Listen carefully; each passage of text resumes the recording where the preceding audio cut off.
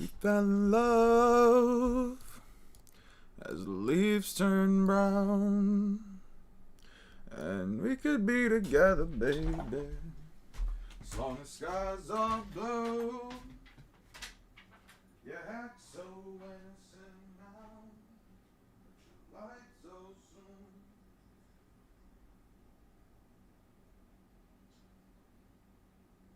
Dice no sé de único dorai bokurawa nani mo madashiraru ise goinde furikari to morai bokura wa nani mo madashiraru. Okay, let's see. Hey, how's it going, everyone? How are you guys doing? How's everybody doing today? One moment so I can put up an announcement in the Discord. Everyone, I'm live. Thank you. I sort of got One Piece is so peak. I agree. One Piece is very peak. That is actually a factual statement. You can look at like any source on Google and it'll tell you like One Piece is objectively speaking peak. How's everybody doing? How's everybody's week been? Let's pull up some stuff real quick. Oh, new chapter on here as well. Interesting. Okay, so we'll have the chapter here. Let's go to YouTube real quick. There's a new Trigun series starting up. Cool.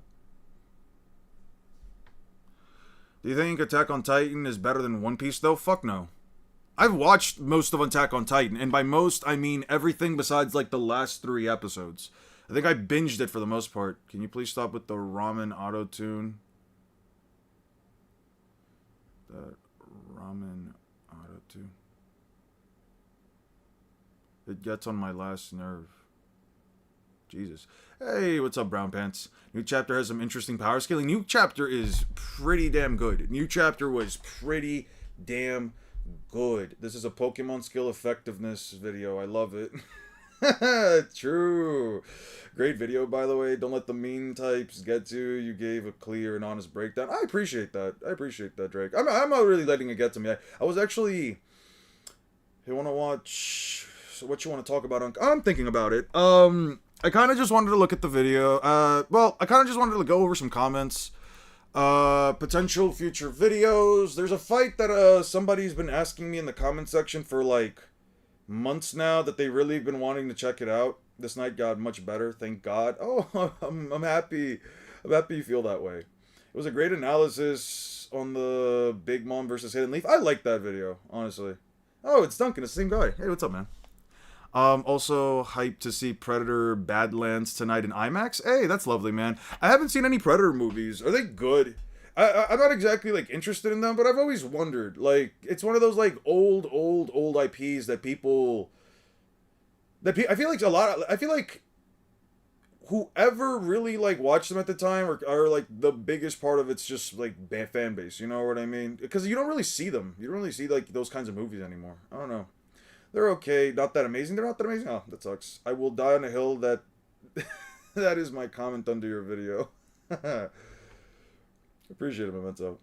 Yeah, and so have you heard about GTA 6 being delayed again? I'm not planning on getting that game if it's anything more than $70. Games do not deserve to be... A base game is not ever going to be worth more than $70 to me. And that's coming from a guy that spent $20 extra on Sonic Racing Cross Worlds. Which, to be fair, I was just trying to scratch that racing itch.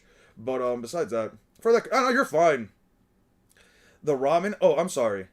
I'm sorry if the thing jump scared you, by the way. I have been working since then to like to like improve some of my my sound cues whenever I throw in like little bits into the video. The ramen bit was funny though. Yes, Prey, which was the last proper live action one, is the best, better than the original. Really, I wanted to talk to you guys about this. Have you guys ever seen the Halloween movies? We're just gonna sit here for a bit, just chat, and then we'll get into some more interesting topics. But I recently saw the first Halloween movie. Michael Myers. Yeah, there we go. I saw like the first one ever. I saw like the first one ever made. Dude, Halloween One fucking sucks, man. And this is coming from the perspective of somebody that I'm gonna be real with you guys. Listen, I'm not a horror movie fanatic. I don't really go out of my way to watch them. They bore me for the most part just because if it comes to like jump scares, they just don't get me at all most of the time. I think the last time I went to go watch a scary movie, like I think it was the Nun or something at the theaters.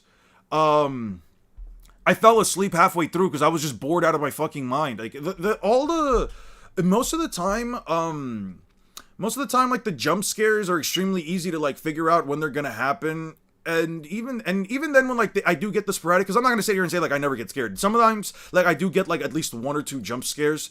But I watched this movie with a friend, and she was fucking in tears just from the first scene alone because the acting was subpar to say the least. I looked up before because she wanted to watch some Halloween stuff. I was like, sure, let's check it out. So I actually looked up and read up on like a couple of like reviews and stuff for like these movies, and I was like, I saw the 2018 version, the Halloween 2018. Which one was it? 2018.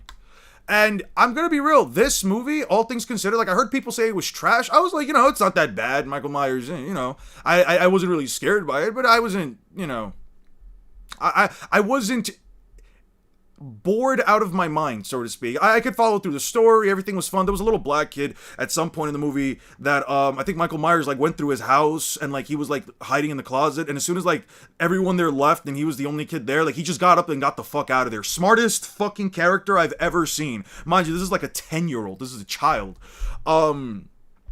So I was thinking to myself, like, if everybody keeps saying that, like, this movie was trash, but, like, the first movie is one of the best ones, and I consistently see people say that it's, like, the best one, I was so disappointed by it, man. Like, the Halloween movie, at least, like, the first one, shit was so ass, dude. I think I fell asleep for, like, 7 or 8 minutes.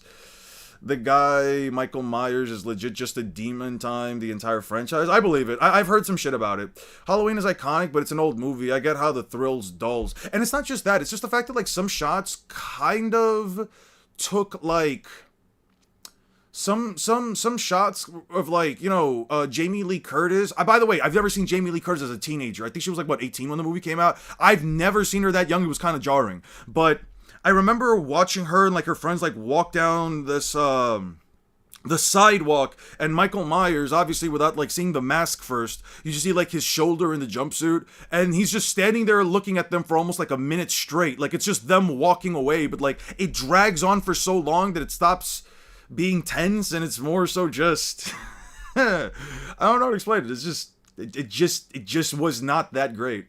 The only Predator movies that are worth the watch are the OG3. After that, they suck. One tried to make Asperger's syndrome into a superpower. That's funny.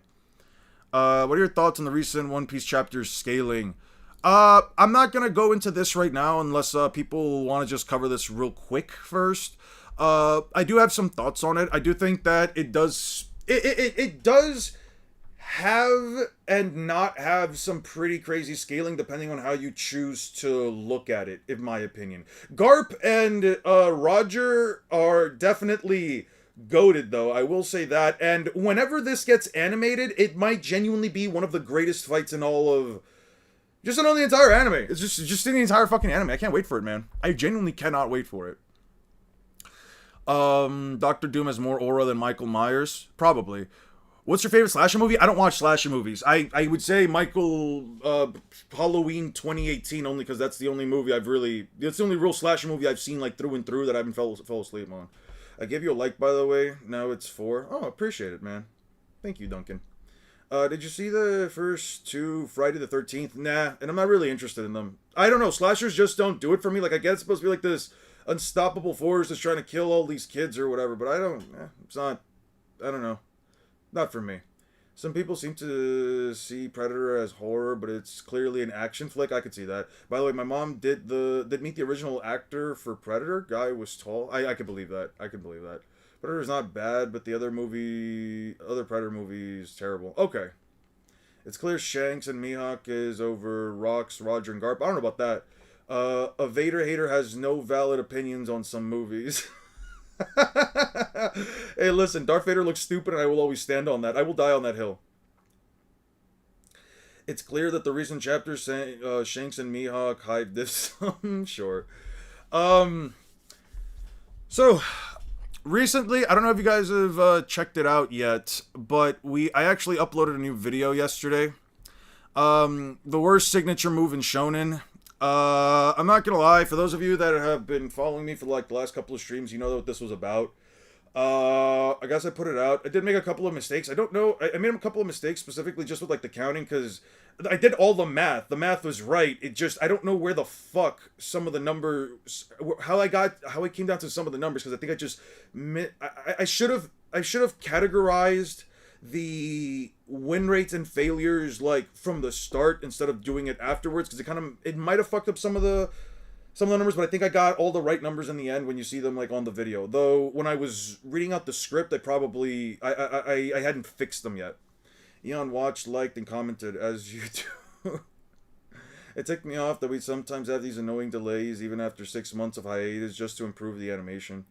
It's fine. I like the animation changes. You know, I don't know. Like I think it's one of those situations where we don't like change, you know what I mean? Where it's like One Piece has always been weekly. It's gone in its breaks, but it's always been weekly. And now that it's going into like a seasonal anime with only about 6 months worth of the series, what it'll be Elbaf, but it'll be Elbaf up until it'll be like Elbaf up until I imagine like the Loki and Rocksteady Zebek flashback. And then I imagine that on 2027 we'll have the second half of Elbaf, which I'm fine with.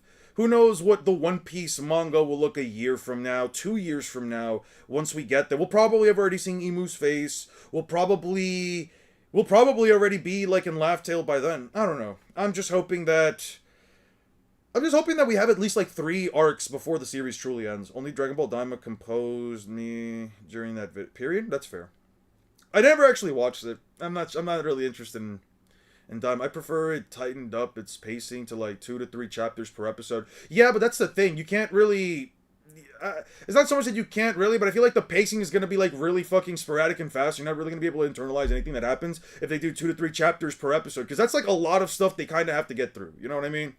Like, I don't mind, like, a couple of pauses here and there, like, with the characters doing stuff, because at the end of the day, a lot of the animation, especially for, like, the Gorosei entrances, have been extremely smooth, and I'm fine with them, if anything, adding extra stuff to the episode, just because in my opinion, at least, it just feels better. Your last comment, Scott. How much do you think a strong durability feat can protect the character from a weaker attack if their durability feat as a blunt one and weaker. Wait, what was I supposed to say? How much do you think a strong durability feat can protect a character from a weaker attack if their durability feat is a blunt one and the weaker attack is a piercing slash attack? You'd have to give me an example that kind of goes into what you're thinking about, because I understand the concept, right? It's like, if let's say Luffy can tank a building exploding, right? Let's say, not even a building exploding. Let's say Luffy can tank the force to like bring down an entire building, right? But then, and he's like really tough against blunt force trauma. In this case, we know he's immune, but let's just say like he can really tank blunt force trauma. I imagine you're saying like, what if like a slash can't like take down an entire building, but can like cleave straight through, like, let's say at least a floor of the building. Like, how would Luffy's durability counteract that in back-to-back? I think it depends. It actually goes back to this discussion that we had a while back about different kind of damage types. How certain attacks, for example, like a Hollow Purple versus a Sukuna versus like a Sukuna Invisible Slash, right? Even if you were to argue that both of them have like the same relative range of attack potency, one is an explosion while the other one is a thin slice attack that's supposed to penetrate your body. You know what I mean? I think it depends. I think it depends on what the context of the story is, though, because in some cases, right, characters might just straight up have like overall toughness to like all types of damage. Let's, in this case, like Dragon Ball or Bleach. In other cases, it might be more like One Piece or even Naruto, where like burn damage is burn and explosive damage can be different than slashing, piercing damage, which can be different than blunt force trauma. You know what I mean? Have read the anime will be seasonal now. They won't even change the pacing, so I don't see the reason other than quality control. The animators yearn for The Office. That's what I'm saying, man. I'm fine with it, man. Listen, I don't watch that much anime nowadays, believe it or not. If it's not specifically for a video or specifically to find a clip in a video, I just don't watch anime anymore. I'm really just fucking around for the most part, like on YouTube. Also partially because like it does feel a bit overwhelming to like taking so many series at once. I am gonna try to rectify a bit when I start to add a couple more series into my scaling repertoire. Mostly though, I am gonna have to like watch through the entirety of 1,000 Year Blood War, so I'm like also sort of waiting for Core 4 to pop up. Because in all honesty, the only thing at this point that would like at least make me say that Bleach isn't absolute dog shit trash is if they just change the Deus Ex Machina ending. I just don't want the fucking arrow to be a thing. And if they have to keep the arrow, at least make it blatantly clear that the arrow is going to be an item used for Yubaba. But I still didn't understand why like Yubaba couldn't tell when the fuck the arrow was coming from. I feel like it was one of those things where it's like I can see every grain of sand in the future, or every possible future like it's a grain of sand or like an endless star in the night sky, but I couldn't see this fucking arrow for whatever reason. And I'm just not satisfied with the whole thing of like, it's made from like the silver of the Quincy, the dye, or whatever the fuck. I don't know, man. I have to like look back at that. I'm actually more of a watcher than a reader, so I love these things. Okay. You think Bakugo slams Rezi? I've been asked that before. A friend of mine actually brought this up last weekend. He was like, people have been going ham over Bakugo versus Rezi. I'm gonna be real with you, I have not watched My Hero Academia. I do not know what Bakugo can pull off, other than like some random clips of him flying through a city with explosions, and I haven't seen the Chainsaw Man movie, so I can't tell you how strong Rezi is. I did read one Chainsaw Man up until the point where like, I think we saw Power and Maki again, but that was like last year, dude. I have no idea. I don't even recollect how strong Rezi is, and that's only because I never really scaled it. I just sort of read it. Looking at a series while just reading it and just taking it in versus like, actually scaling every little thing, they're two different things. I would usually read through a series and then scale it right afterwards. You think everyone GV that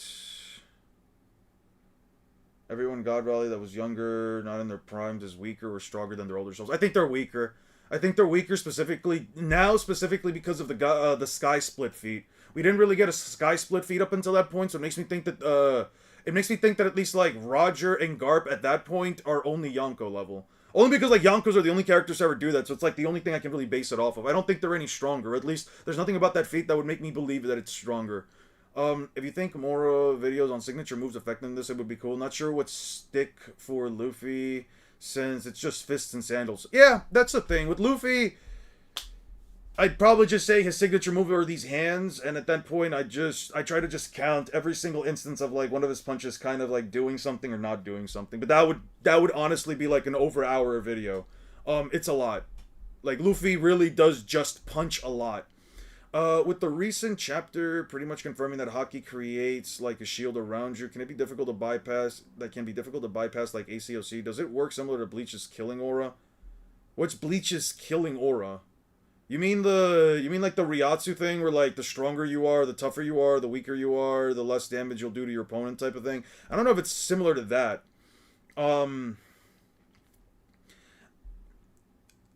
I think the case at least is like obviously boosting your Haki or boosting your stats with like ACOC.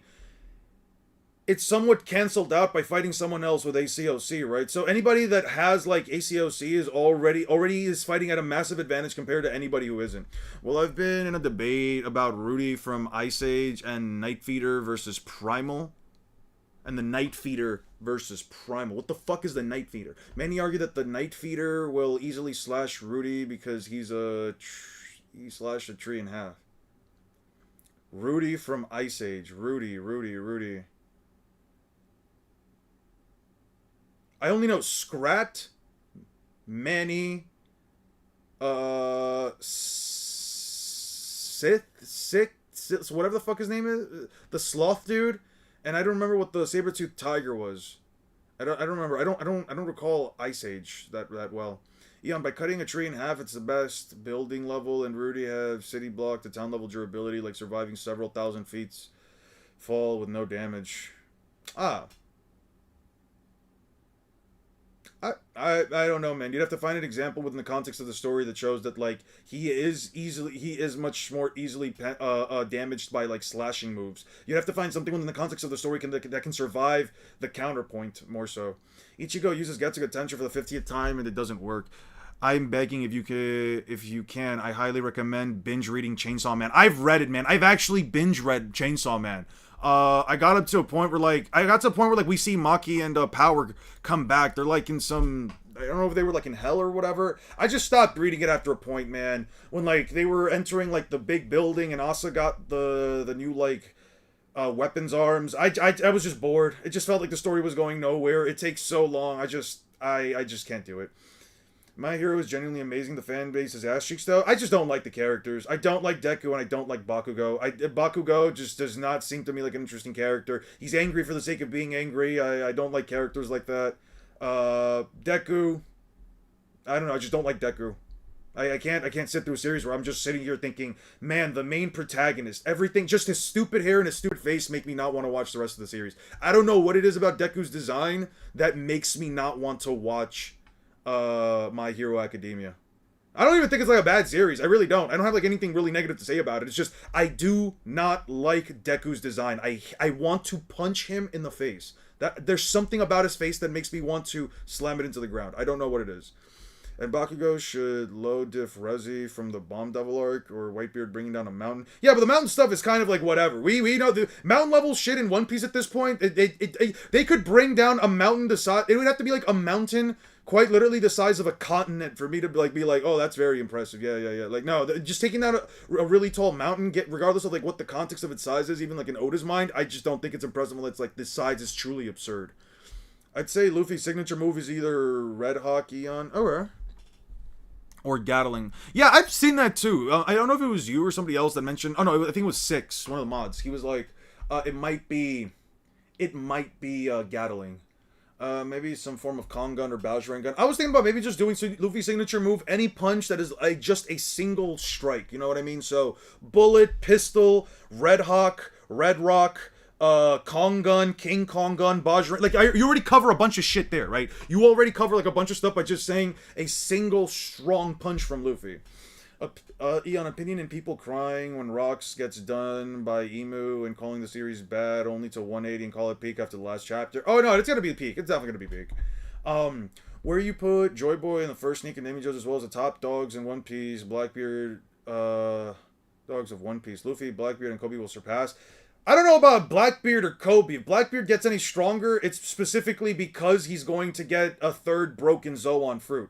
And if Kobe gets stronger, I mean, listen, I don't know how the fuck Kobe makes a comeback unless he has Conqueror's Haki, which it's not confirmed yet. I know that what he did against what's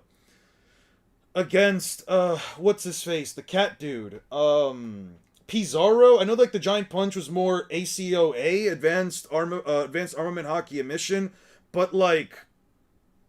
You have to, like, Kobe just has to, like, shoot up in terms of power level somehow, or he's got to get something that, like, just bumps him up crazy, because, I'm gonna be real with you, I have nothing to go off of for Joy Boy or anybody else yet. We just know that Emu's scared of Joy Boy, but the actual reason, it could be power, it could be something else, so I just don't make an opinion, I just haven't formulated an opinion on that yet. Big Mom versus Escanor, dude, I'm gonna be real with you, I do not scale 7 Deadly Sins. I have nothing to go off of with Escanor other than he beat a guy that he thought was weaker than him. He can make a miniature sun, Big Mom can make a fucking flaming sun. Fire attacks don't really work on Big Mom, considering that Big Mom can literally stand on top of a giant ball of fire and it doesn't affect her at all. I mean, you'd have to somehow argue that Escanor's attack potency is beyond continental. I don't know, you'd have to just argue Escanor's like attack potency is beyond continental, like prior to becoming the one. And even then, I don't know where the speed scaling is at for me to say that, oh yeah, he wouldn't get speed blitzed by Big Mom, who can keep up with Gear 4 Luffy, who should be over 30 times faster than the speed of light on a massive low ball. I don't know, man. Really, Naruto and his Rasengan, and has his Rasengan be easier to track its effectiveness. At least it involves an ability and use, unlike Getsuga. But the other thing about, like, Rasengan that I feel like people... Because I'm not... Oh, wait. Because here's the thing. I'm not going to sit here and say that, like, Rasengan is any more creative of an ability. I do think that it's creative in the sense that it has more variety to it. I saw some guy in the comment section say that, like, there's a bunch of different Getsuga Tensho versions, but the issue that I had with that comment... I didn't comment back. It just... I thought that, like, the issue that I had with that comment was that he was saying that there's like a holified Getsuga Tensho, and there's like a mask Getsuga Tensho or something like that, and then there's the one from the Hellverse movie. And I'm like, I don't give a shit about movies. I'm not gonna watch the movies, and I don't give a shit about and not I don't give a shit, but I don't really know what the difference would be between a holified Getsuga Tensho and a non-holified Getsuga Tensho. Because the last time I checked, it's still the same fuck-ass attack, just 10 times stronger. And I'm not gonna call an attack that's just the same move, but not bigger, not anything else, just more powerful with no actual changes or discernments in design or use. Just, again, same attack. I'm not gonna say that's a variation of it. That would be, I would feel like that's actually disingenuous. If the only thing that you can really say, what version of Escanor, the one I'm thinking about right now is the one that fought on Mael, I think its name was. Or, whatever the fuck the guy whose power was like, anyone who hates him can't attack him. I hate the moral Jesus trope where a character can do no wrong and is always right. Deku is one that's just annoying as hell. Also, he's a crybaby, man. Oh, jeez. Yeah. I can't say I care for that. Be a month as a Spider-Man or be a month as a substitute Soul Reaper. That depends. Where exactly am I taking care of? Because if they send me to Karakura Town, fuck no, I'm not going there. And honestly, I feel like with Spider-Man, you just have to, like, that's like a whole month where my life is going to go to shambles for whatever reason. At least with, like, a substitute Soul Reaper, I don't know, man. I guess flying around would be cool. I guess flying around would be interesting. The one Escanor mid-div's big bum at best. I don't know about that, but I don't know where he scales necessarily. They start at base form, then onwards. Eon, also Rudy has no feat of taking damage other than losing a tooth to a weasel called Buck. Oh, Rudy the dinosaur! That's right. Now I'm recalling who Rudy is. Yes. Rudy was the big fucking dinosaur. But the same tooth tanked a Jupiter Lightning in Ice Age 5 with no damage? I don't know, man. But that's a tooth. Teeth don't conduct electricity. So I don't think bones conduct electricity. So I don't know if that's, like, necessarily tanking. Would the storm he used on Crocodile be the same as Gatling? It's kind of the same, it's just spinning. Think of Gum Gum Storm as Gum Gum Gatling, except he's also kicking and spinning. It's like... Yeah, it's like he's doing a death tornado while also... like a Tatsumaki Senpukyaku. You know what I mean? Always announcing his attacks before getting into it. Luffy's sigil named punches have quite the evolution to it. They do! They really do, man. They really, really do. I feel like any gun move would become a Gatling move eventually. Yeah, but the Gatling is more so just punch, but a lot more of them. I'm still waiting for the day I get to see the Bajorang Gatling. How big are the God Valley Mountains? Emu, as big as they are, is tiny while between them. That's the thing. Like I said, the mountains are supposed to be, like, massive, at least in context of, like, how big someone like Emu is, considering how big someone like Saturn is, and assuming that, like... Actually, I'll show you guys something. Let's go back a couple of chapters. Let's go back, like, a chapter or two. Okay. So, this is the giant mountain that fell, right? This is the giant mountain that fell. And, Luffy Gorosei entrance. Let's look this up real quick, okay? I'm gonna pause. They're gonna spawn in. Okay.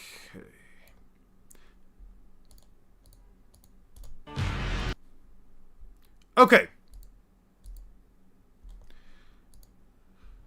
Let's take something into consideration, right?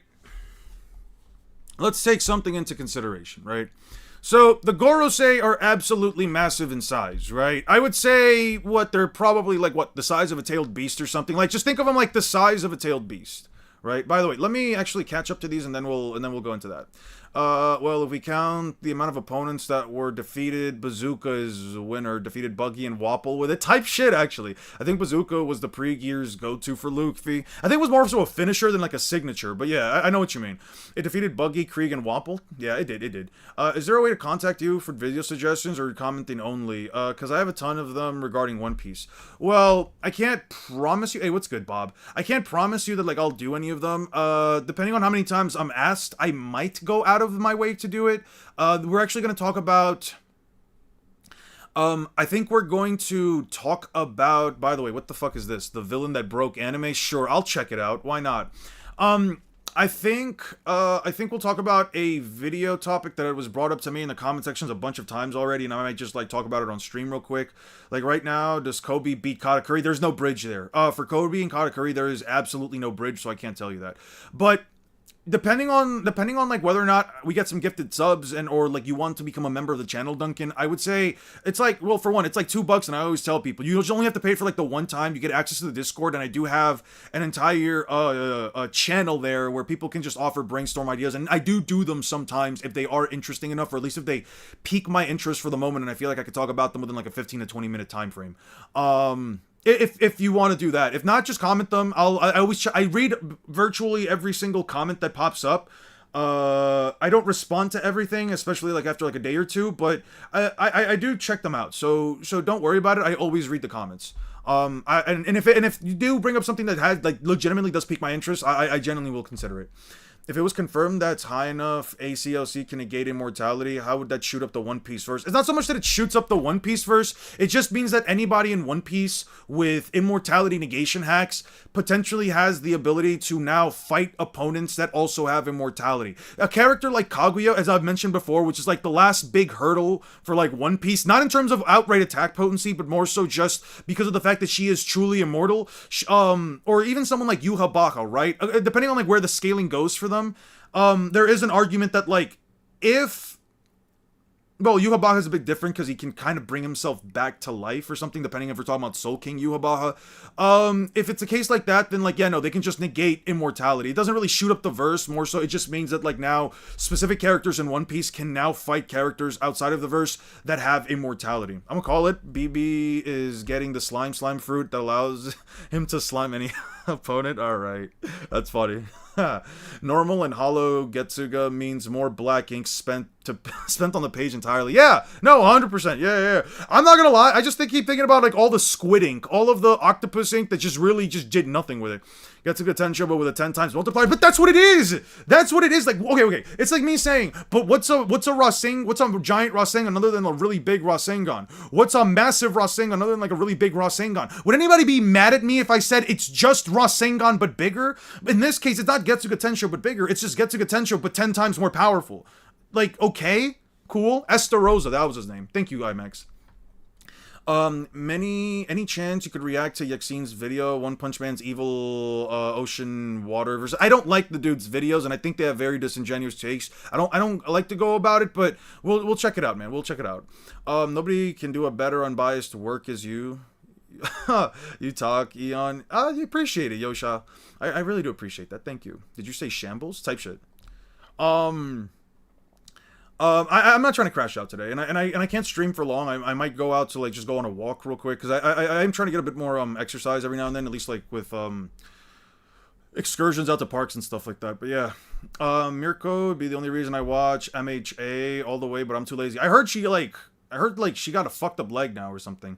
I think requesting a video reaction is a donate privilege. Might be wrong though. If you want to donate and do it, at that point I would react to it, only because again, like I don't want to just have your donation go to nothing, right? If you would like me to react to something, even like $1 or $2 would be enough. I'm not saying I'm only going to react to things if people pay me to do it. It's not so much that. It's just with that dude's videos, for example, I don't like the way that they scale. I find it frustrating in certain aspects. Not to say that like, you know, people can't find my scaling frustrating as well, but I've watched a good bit of their content. I'm just not a fan of it. I would check it out 100%. Just, you know, I just don't really have a reason for it right now.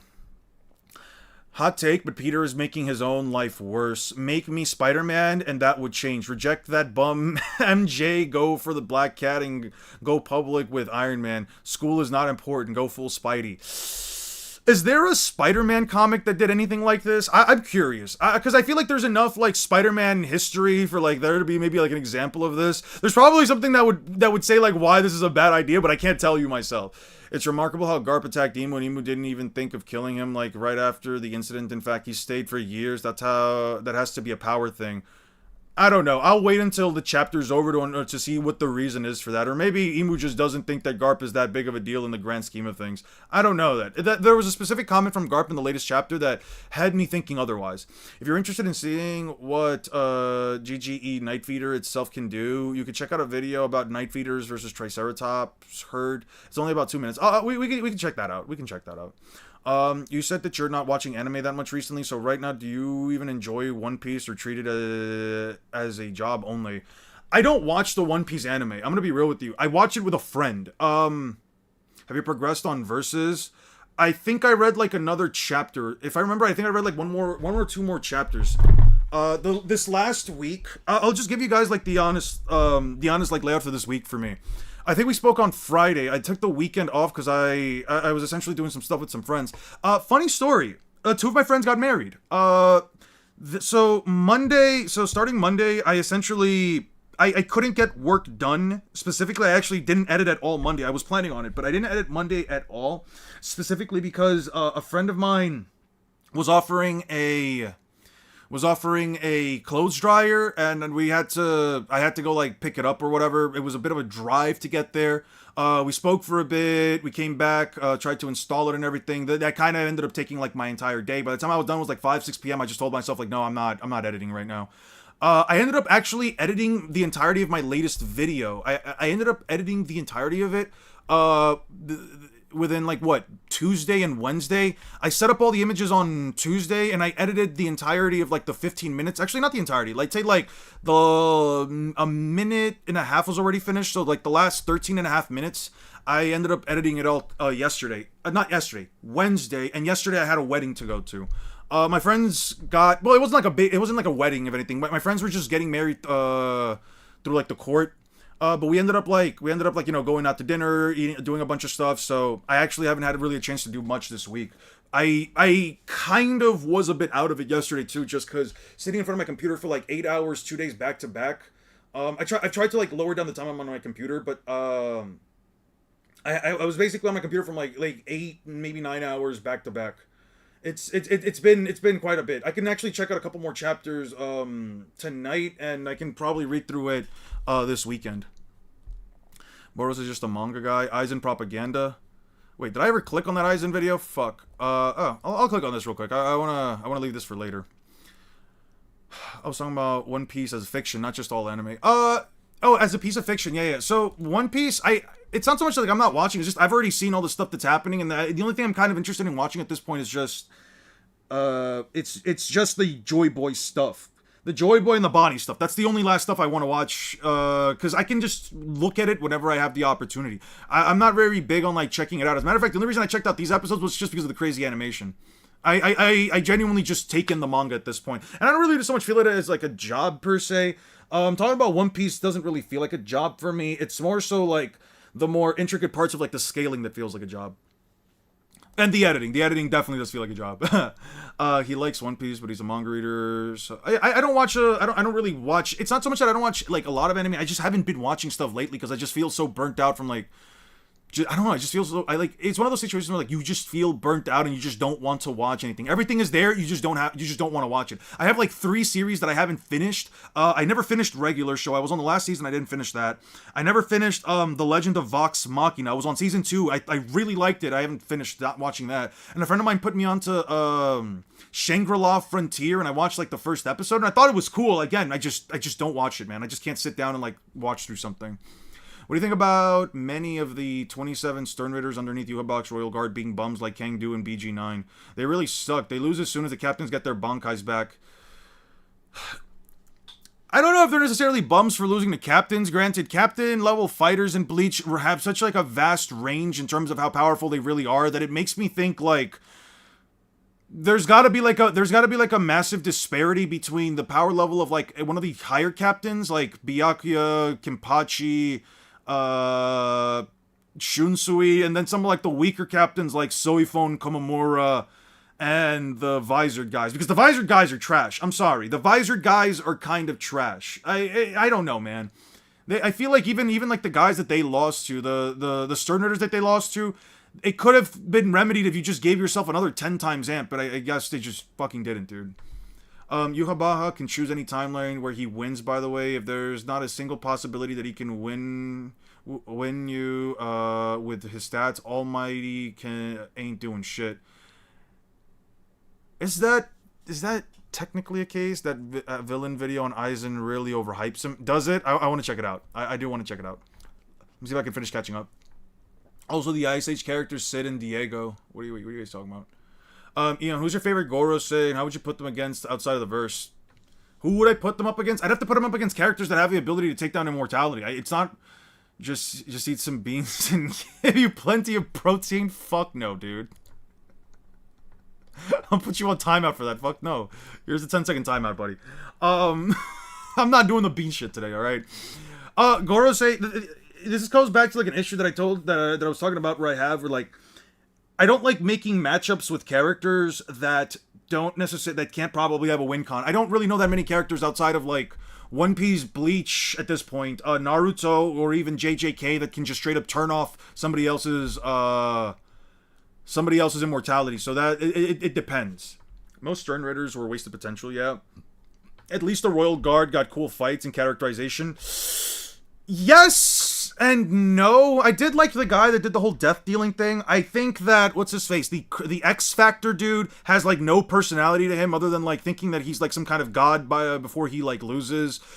Gerard Valkyrie just seems like powerful guy that keeps coming back. He doesn't really give me much of a context in terms of like characterization, and I can agree to like some of the choreography within the fights being cool, but at the same time it's like they kind of just lost the plot.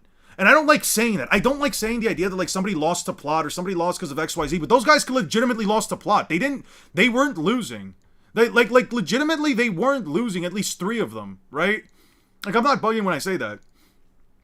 Kaido versus the Monster King Orochi. I don't read or watch One Punch Man, so I have no idea. Kenpachi literally off screens 3. Low key, Magellan's fruit is cracked. Also the most underrated character in One Piece. I was actually thinking about Magellan recently, especially with like the Magellan versus Kabuto video.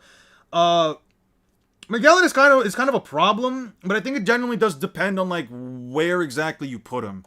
Because I do think that some people also like, I feel like there's like these two camps with Magellan where like some people say he is one of the most dangerous characters of all in One Piece. People are really sleeping on him. He could potentially even cause Yonko problems. And then there's the people that say Magellan, the guy only really did one thing in the arc and he was getting tagged and hurt by like Gear 2 Luffy. So I don't know, man. The problem is that he can't work for housing himself. Yeah, nah, how's he gonna eat legally? That's the whole problem, true. Yeah, Superior Spider-Man did that exactly. Peter's life was massively improved. Why is immortality negation instead of saying hockey techniques can negate the ability Imu is using? Similar to how hockey negates devil fruits. I haven't read much since the flashback began, so I don't know. I think they're saying it because there seems to be a specific application of hockey that is able to affect their immortality. It depends on... I'm not going to lie to you. It depends on how Oda chooses to write or word the way that the immortality works. The reason why people are saying that it affects immortality as a whole is specifically because these characters are shown consistently to either not take damage, and in some cases, some of them don't take damage and they don't age. It might be different tiers of it. It might be due to different abilities. Or it might be like a different tier of this stuff. What do you think of checking out As Not versus Ulquiorra by DB Zimram? I'll maybe give it a look. Think Garp is too useful as a symbol for the Marines in the game of geopolitical power brokering. I do think that's part of the reason. Like, Garp is well beloved by the Marines. He went in to actually save the entirety of the Marines, at least at the ones that were in God Valley, and to stop, like, Roxy Zebek, who was a monster and nobody knew what the fuck was happening. I do think that, like, to an extent, Garp is seen as too big of a symbol for the Marines in the same sense of like All Might Sin is like a symbol of peace, that, yeah, Oh, congratulations to my friends. I'll let them know. Thank you. I'm not gonna lie to you guys. I have a pretty good eye for photography. I took some pictures of my friend. She genuinely loved them, but I'm like, yo, some of these aren't bad. Some of these aren't bad. Like I got some really nice scenery with like some trees nearby. I kind of like got down, I pointed the camera up in such a way where like you could see like this yellow orangish tree behind her while everything else was still green, and like these like vines that I told her to stand behind and like pull them apart like if they were curtain blinds. It was really nice. I think I have an eye for that stuff, man. Oh, the villain that broke anime, the shonen that taught me how to live. Getsuga Tensho should have been like Sukuna Slashes to a larger scale, low-key. Oh wait, what did you say? That's nice. Cool, but get rest. Don't strain your eyes. Yeah, that's the thing, man. No, real talk. I do need to go see my eye doctor again, because like they didn't tell me that my eyesight was worsening, but they did tell me like you have to kind of be careful with how much you're spending time on the computer, because like I don't wear glasses. I do have some like blue light filter glasses on right now, but I don't usually wear glasses when I'm out. I don't need glasses to see, but I've noticed that like my eyesight, especially after like a long day, the distance between like my kitchen and my room is like what 10, well, not my kitchen and my room, but like my room and the microwave is like 15, maybe 20 feet, maybe, yeah, like between like 15 to like 25 feet, and the numbers on the pad actually look blurry to me on like the digital pad. They look blurry to me from a distance. So I'm trying to like not, I'm trying not to not be in front of a screen for too long in the days. That's why I'm trying to also go on walks. At least I'm able to like, you know, just see people walk by. So are the Bleach Captains basically the versus equivalent of One Piece's Vice Admirals? It depends, man. I don't know, because, like, okay, Vice Admirals have, like, no feats, and there's a lot more of them than you can say that there are captains, right? But the issue with, like, Vice Admirals is, like, they just don't have that much screen time, because the characters that would be at least comparatively stronger than Vice Admirals, they stand on, like, a much higher plane, right? Now, you have the Bleach Captains, then you have Lieutenants, you have the Head Captain, you have Squad Zero, and you have Ichigo somewhere in between there. You have some characters, like some Lieutenants. I would actually say Lieutenants are an even better example of like not even Vice Admirals, but more so like captains in One Piece. I don't want to say the captains are this equivalent to like Vice Admirals, only because in One Piece in One Piece's case, Vice Admirals have like Vice Admirals still have like their commanding superiors, which are the admirals, the fleet admirals, so on and so forth. And captains are all sort of in the same standing besides the head captain. It's really just a case of like all of their abilities kind of sort of, you know, they vary too much in many cases. I opened up the wrong thing. 1 second. Let me bring up Bleach's captains real quick. Bleach. And also, I wanted to bring this up, actually. I wanted to talk about this, Bleach captains. Who the fuck was the 8th Kenpachi, and why the fuck... I thought that Kenpachi Zaraki got his name because he beat Unohana, who was the first Kenpachi. So why the fuck are there 7 or 8 other Kenpachis after him, before him? How the fuck does that work? Because I was, like, legitimately confused for a second yesterday. I was watching something on YouTube, one of the shorts that was, like, about... It was about like the 8th Kenpachi or whatever, and I'm just sitting here thinking to myself, how the fuck is there an 8th Kenpachi when Kenpachi's been Kenpachi since he fucking beat Unohana, who was the first Kenpachi? Did she lose her title and then beat, like, what the fuck happened there? Gotta go to the latest episodes of Dipcha by Yunk. Don't forget the shorts idea. I want a 30% commission since I brought it up the last stream. Sure thing, man. I suggested that Aizen last video, last year. Did you? Did we never check? Did we already check it out? Seriously, a lot of captains like Toshiro and Soifon weren't even that powerful in the time Kangdu and BG9 lost. Ulquiorra would surely beat them in raw power. Yeah, but this is also Toshiro and Soifon like after the TYB after the Karakura Town arc, right? So shouldn't they be like potentially stronger? Hot take: Kaido solos everyone at God Valley except for Demon Rocks and Emu. That is a hot take. That is a hot take. I'm not gonna sit here like debate that. That's a take. That's definitely a take. I don't know if I'm necessarily against it either. That's not bad. That's not bad. Should totally hop on the Tom Platz workout routine. What the fuck is the Tom Platz workout routine? I just saw a title and I have to chime in. Eon, you're wrong because beans are all right. Yeah, all right. You might just get timed out for that. You might just get timed out for that. I'm doing good, Dark King. I hope you're doing well as well. You know what? Yeah, now you're getting timed out. Wait, did I do it? Put user time out. There we go. Yeah. What strenuous job do you do outside of YouTube? I don't really like work outside of YouTube. I've had like a specific situation that like kind of prevented me from really getting a job for like a couple of years, and when I got to the point where I was like, I really have to figure out what I'm going to do with myself. I told myself, I was like, I want to do YouTube. I want to give this stuff a try. And hey, I'm getting closer to my goal every single day. I do want to make it work. And honestly, with the whole like wedding situation, and a whole conversation I had with somebody else, like actually earlier in the weekend, prior to Monday. No, I think it was actually, it was with my friend on Monday. It was on Monday. I got to the point where I was like, I'm going to make this stuff work, and and usually it takes me like a couple of days to like get an entire video out. This one was my most recent one, not this one, but my most recent one was it's shorter than a lot of the other videos that I've made, but it definitely surprised me that I could get done a 15-minute video in only two real days of editing. I wonder, what character do you share your birthday wish? I don't know, actually. I don't know who in One Piece I share my birthday with. Your thoughts on OP anime going seasonal? I already talked about it, Dark King. I don't really mind it, man. I really don't mind it. I'm not someone who watches anime that consistently. I don't really watch series at all at this point. I kind of just get all my content off of YouTube.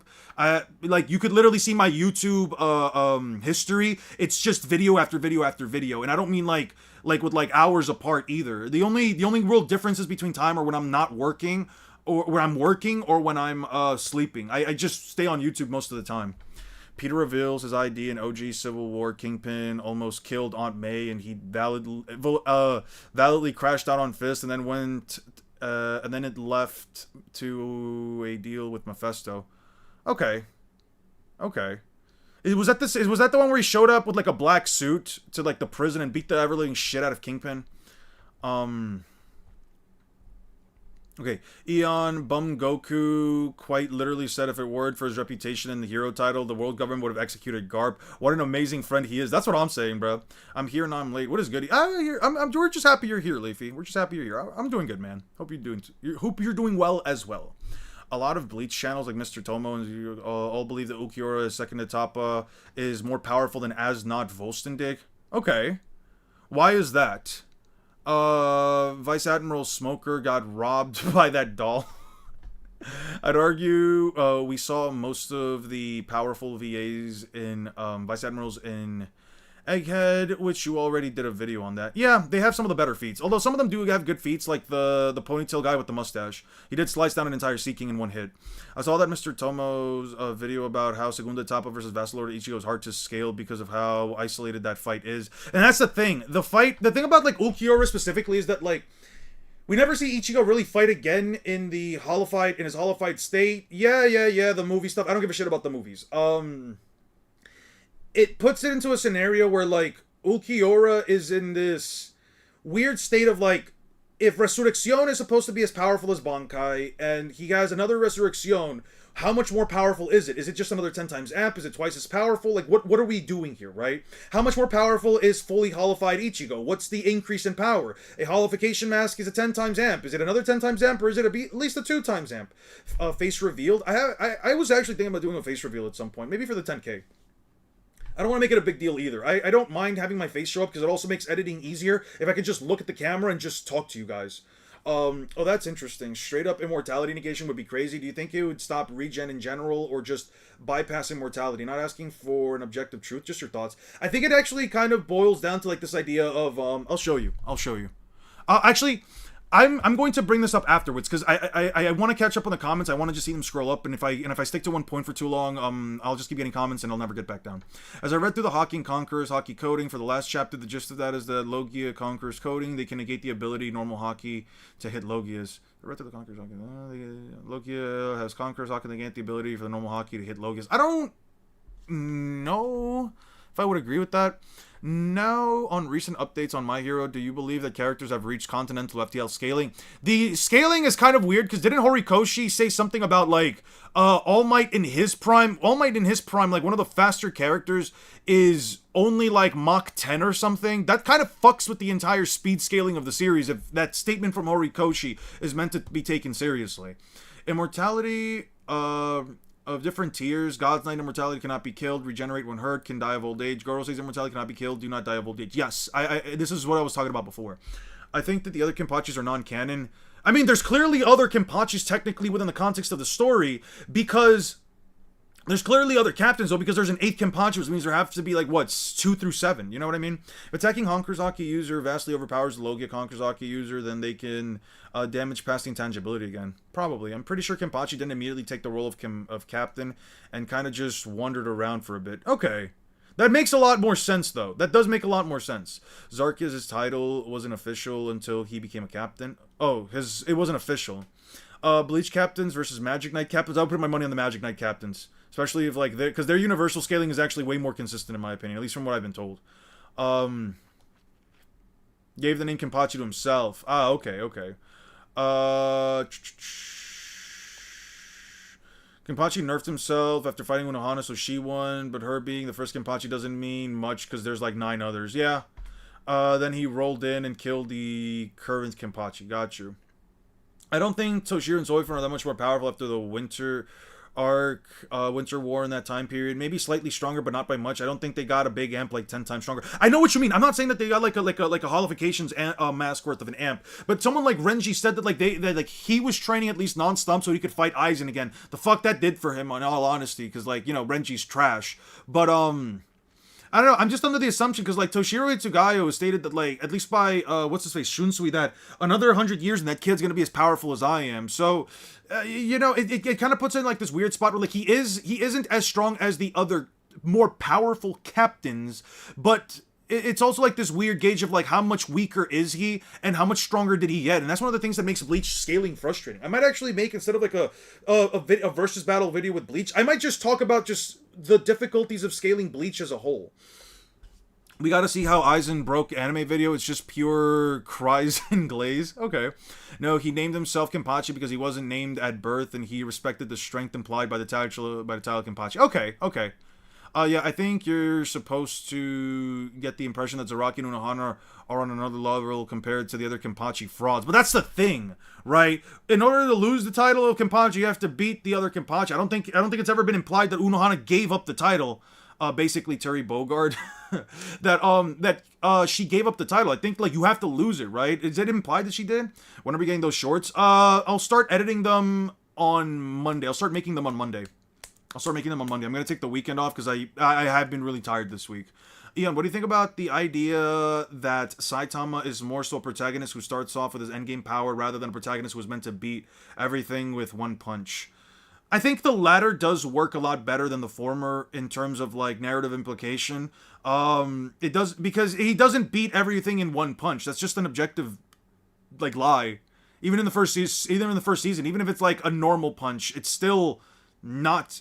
He still didn't defeat, like, the Lion Guy or Boros with a single punch. So yeah, no, I think that's more viable.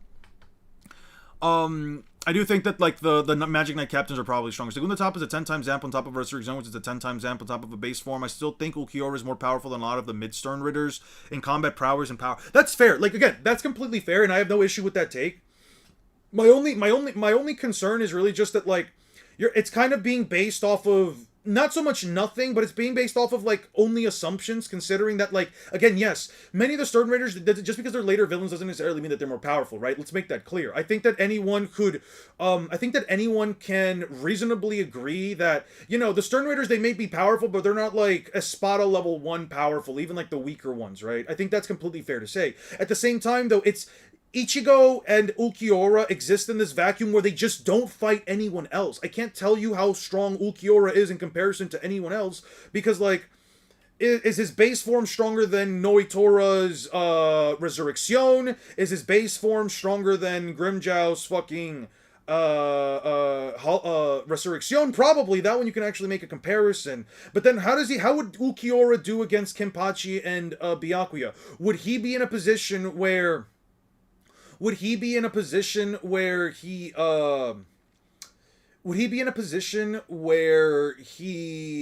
blah blah blah blah blah blah blah blah blah. I can't talk. Or would he be in a position where like he has to resurrect in order to fight Byakuya and Kenpachi? Is his resurrection as strong as Yami's transformed or enraged resurrection? Like there's just so many things that don't have a proper bridge to them that it makes me think like any claim that I make in a video, regardless of how fair or unreasonable the take is, it's still gonna always boil down to the counter argument being. But there is no way, there is no bridge. There's just no chainable bridge there. You know what I mean? And the issue is that like Ichigo has such a fluctuating mental state that Ichigo has a consistent fluctuating mental state, especially during like the Hueco Mundo and even full fake Karakura Town arcs, that it puts it into perspective of like. And you could even probably argue 1,000-Year Blood War. That, like, it's almost a case of, like, you always have to judge Ichigo based on the metric that he's just never at full power, or he's consistently not at full power until, like, the very end where he slashes his opponent to the chest. I really don't like Bleach scaling. I really don't like how convoluted it is and how assumption-based it has to be. I don't know where the idea that Zaraki and Unohana were way stronger than the other Kenpachis came from. Whoever said that is just wrong. The second and third are actually kind of cracked. What makes them cracked? I wouldn't know. Perhaps it's beneficial if you do a part-time YouTube just to recover your eyesight and physical health. My physical health is fine now, actually. I got some doctors that like legitimately help me fix my dilemmas a lot. I do have to go in for like checkups consistently throughout the year, but I'm personally fine, man. I think he was talking about travel speed. Okay. All Might's fastest... but travel speed. That's true. All Might's fastest recorded speed is Mach 10, but that doesn't factor in how he held back to prevent environmental damages. Okay. The reason why people say Segunda Tapa over Asnot is because people say Ulquiorra has no fear, which means none of Asnot's hacks affect him. Okay. People think that Asnot can be beaten by Ulquiorra simply because he can't feel fear, which is the whole point of the fear, is that it doesn't matter if you can feel it or not. Okay, but if Ulquiorra is stronger than Asnot, if Ulquiorra is arguably stronger than Asnot, wouldn't that then mean that like Asnot's fear shouldn't work by sheer virtue of just him being more powerful? Isn't that how that works? Isn't it kind of like how Gremmy couldn't beat Kenpachi because he couldn't imagine himself being more powerful or succeeding anything or performing any feat that would like surpass Kenpachi's Araki's just unsurmountable combat prowess. God's Knights versus Spring and 12. I never saw Fairy Tail enough to like scale it. I've watched Fairy Tail, but I don't have enough of a context for it to scale. Equals potential kid? Yeah, he's potential, man. I'm pretty sure it's stated to a degree of magnitude, but I would have to look it up. Okay. Is it your opinion that One Piece is the strongest because of the big three? I don't know who's the strongest of the big three yet because I haven't finished the 1,000-Year Blood War. And I think the 1,000 Years Blood War is honestly very held up by hacks. I don't think a lot of it is outright power. I think it's just straight up hacks. The Mach 10 All Might is travel speed. Okay. She left her role as a combatant and became head of the healing and support squad, thus losing her title. Okay. But is like that the official reason why she lost, or is that just speculative reason? Is that just like, well, this also happened, so that could be the reason why? I'm not saying that like it's wrong. Wait, that's like the official. That's like the official. Is that wait? What do you mean by official? Like, is that like the official reason? Like, I can look this up in the series, or like a statement, or is that just? Or you mean like, oh, she officially lost her title as Kenpachi because she's no longer a combatant? It's kind of implied that she gave up the title. That's kind of the reason why she became head of the medical division. Okay. Do you think Madara's going to solo Gojo or Sukuna? I don't think he can. I don't have any reason to believe that Madara can hurt Gojo by any means. And I have no reason to believe that he survives more than 10 seconds against Sukuna from the simple fact that that he can't see Sukuna's slashes. That we really just can't see them. Kaguya's speed is slower than Horde's. Her durability is lower than that, but she has regen. But Kaguya's truth-seeking orbs is powerful and her greatest feat of Naruto and Boruto. But Horde can still speed blitz. Yeah, I believe that. I think Unohana gave up the title. Okay. He has a video on Madara versus Sukuna. To find out why DBZ and Segunda Top is stronger, it's not they have those versus matchup videos. DBZ Rum is shorter though by 18 minutes. Okay. For reference, Ulquiorra should be weaker than Yami just outright. So regardless of how you scale him, his durability and AP at least should downscale from Yami. But then that would mean that Ichigo could hurt Ulquiorra Segunda Etapa with a Getsuga Tencho. That would mean that Ichigo should be able to hurt Ukiyo or Lagetsu Tensho with just a holified mask, which he wasn't able to do before. So it's kind of weird. Yeah, the rankings are stupid. The rankings make no fucking sense. Ichigo has fewer fights to better gauge his strength. He too often jumps to the arc Big Threat. Soul Society arc has the biggest approach to his strength growth considering. Yeah, I agree with that. I would actually say that Hueco also has this to some extent. His speed and regeneration are better, and probably his control in Ryatsu, but he is outright weaker than Yami. I don't even know why they say that, like, he has, like, good regeneration. Ukiyora's regeneration sucks, dude. Like, objectively speaking, the regeneration sucks. The guy got slashed through his arm and his antenna. I have the chapters here, actually. The guy got slashed through the antenna and an arm. It's not like it's leaving residual damage or continuous damage. Like, what the fuck? Like, why couldn't he just, like, regrow his arm perfectly, man? He couldn't even fully regrow back an arm and a leg after having it blasted by a Sero. And Seros, objectively speaking, don't have, like, durability or, like, regeneration negating ability. So, like, what the fuck was that? I don't know, man.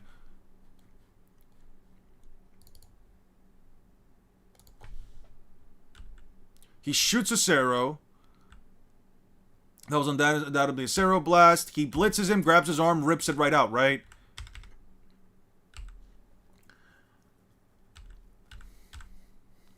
He grows back his arm. Okay, there's no issues there.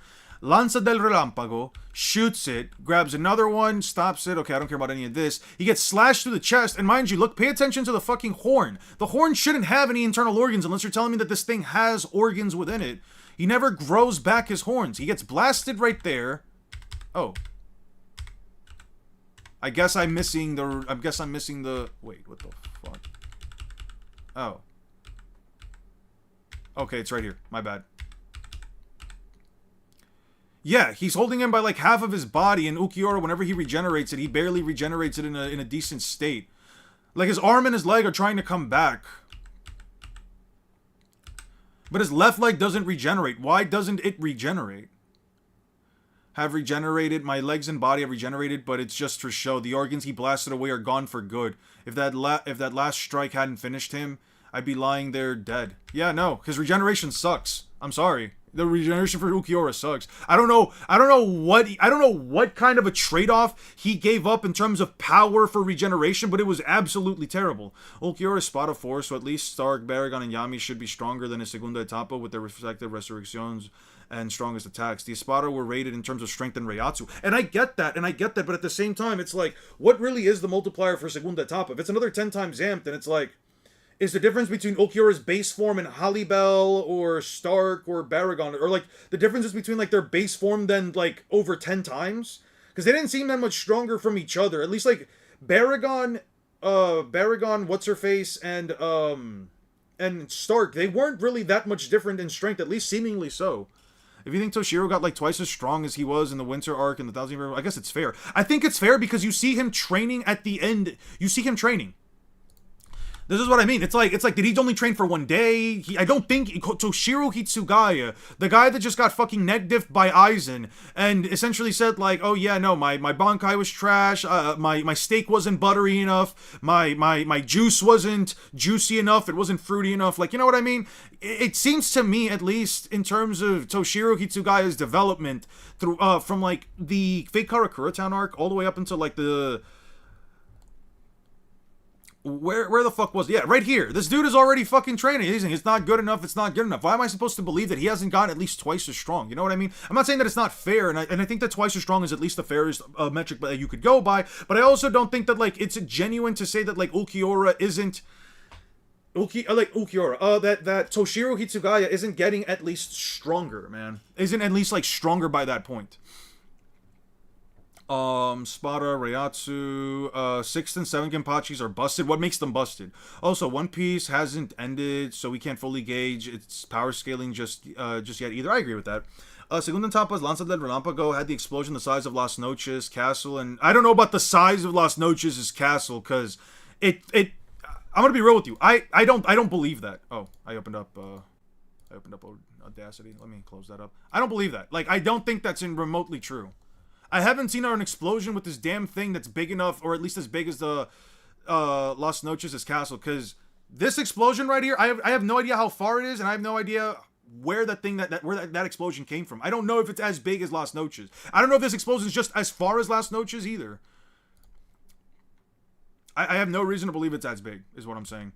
And also, this explosion right here, which is supposed to be more powerful, doesn't even cover Las Noches' top. So, again, I don't know why I should believe that a Cero from a more powerful character versus Lanza del Relampago, it's as big. These days, a lot of Bleach lore channel question the integrity of the Espada ranks, and Ulquiorra becomes the exception to the rank, especially since he has Segunda Tampa, none of them do. Yeah, that's fair.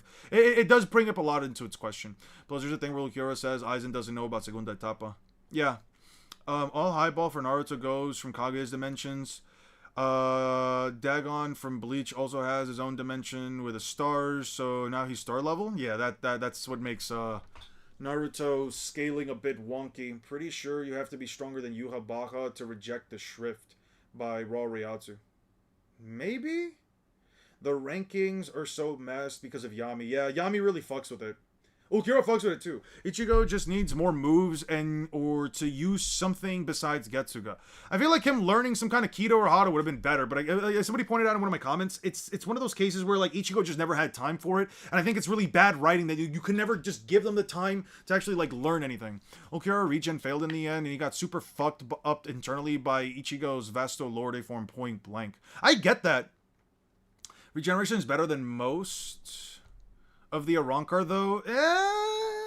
Yeah, but a regular Hollow also has better regeneration than them, so why am I supposed to be... You must acknowledge Vasto Lorde was too powerful for him, and he stated that he can't regenerate his organs. Yeah, but that's what I mean. The regeneration... That has nothing to do with his regeneration sucking, though. Because let me be clear about this. If I remember right, in the earlier chapters of Bleach, there were Hollows that were, like, regrowing entire limbs, and I think it regrow, like, part of its face.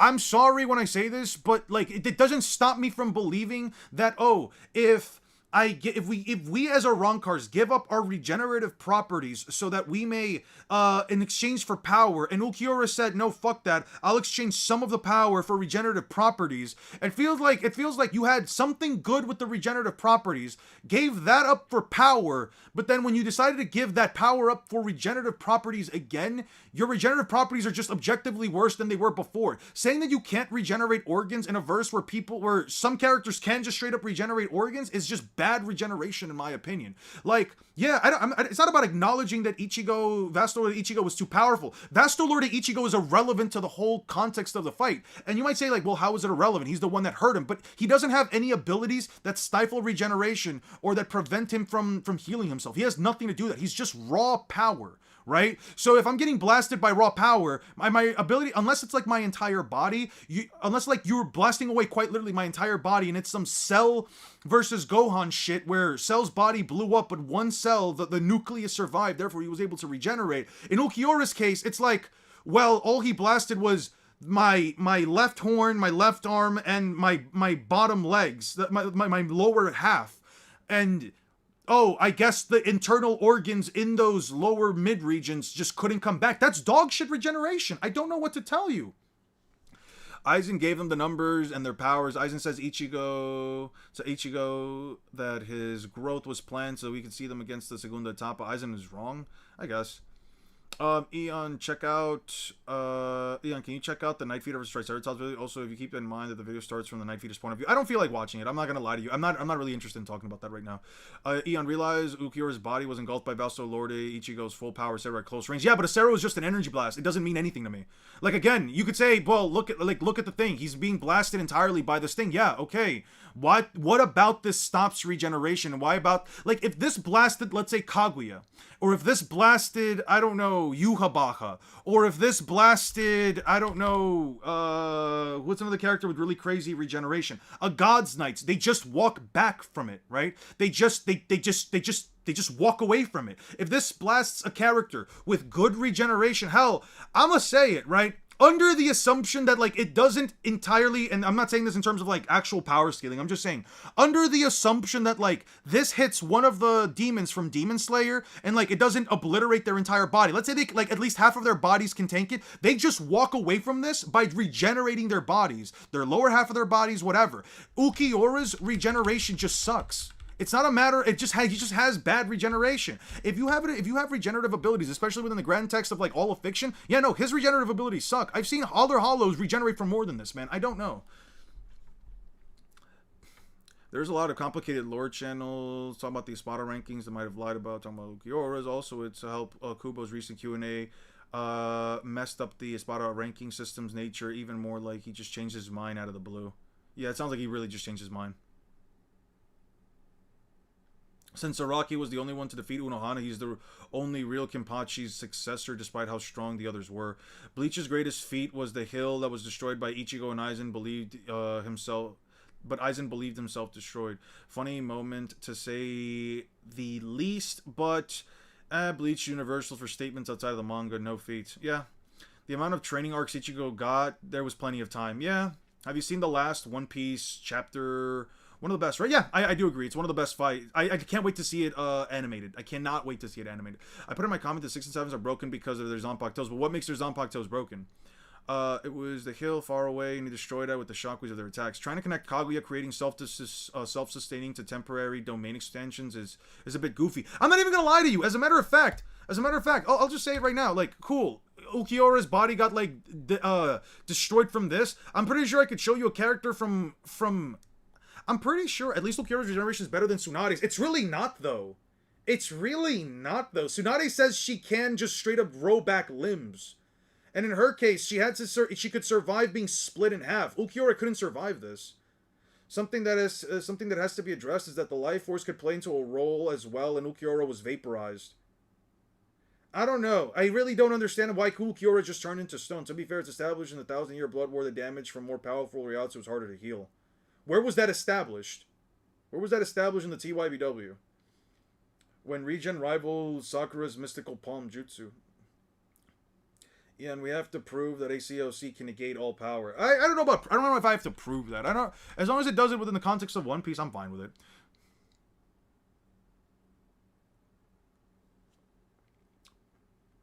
I've been saying Bleach is wanked for ages. Like, I could even show you, like, I don't know, like, Gojo getting his arm sliced off, Gojo having a blade jammed to his head, which is an internal organ, and then having it literally ripped all the way down from the side of his face, all the way down to his neck. No, it was from the side of his neck, and then it was a jab to the head, a stab through the neck, and then everything ripped downward up until, what was it, his thighs, and Gojo came back from that. Like, I don't know what to tell you. Sukuna came back after losing multiple hands, half of his face. We're just talking about, like, regeneration and why Ulquiorra's regeneration sucks. Like, I don't know, man. By the way, let me ask you guys a question.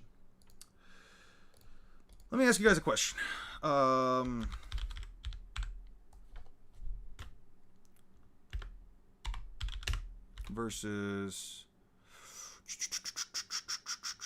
Itachi versus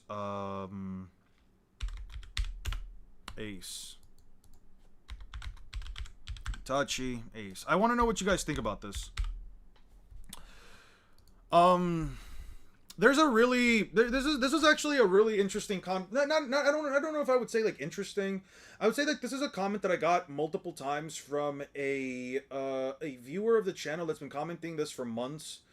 I've been thinking about it for a while now, and I'm like, Itachi versus Ace could be interesting from the perspective that, like, Ace's scaling doesn't directly fall into the lines of, like, light speed scaling unless you think that he just straight up, that anything Luffy can do in pre-time skip is easily replicable from Ace. When I was trying to find, like, stuff for Ace in terms of, like, light speed scaling, or at least when I was trying to recall from it off the top of my head, it kind of boils down to the idea that, like, do you think Ace is at the very least as strong and as fast as second gear Luffy from pre-time skip? No, I don't think so. Put Tsunade in a similar position as Ulquiorra faced. She ain't regenerating from that. I don't know about that, though. If Ulquiorra lost his arm and legs, he would recover from that pretty quickly. But he did. He did lose his arms and legs. And he didn't recover them properly. He lost the internal organs within the legs. He says it himself. They're all just for show. Like, okay, put Tsunade in this exact same scenario, right?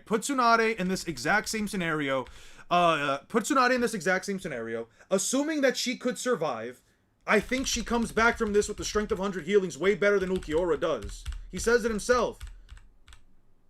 My arms and legs have regenerated, but it's just for show. I think she could honestly heal from that. She never has a feat for it, and the reason why I say it is because she says she can grow back limbs the first time she shows mitotic regeneration. It's one of those cases where, like, and I said it before when I talked about her in one of like the last videos that I talked about her years ago, like a year ago. I think that was Gojo versus Tsunade and the other 5 Kage.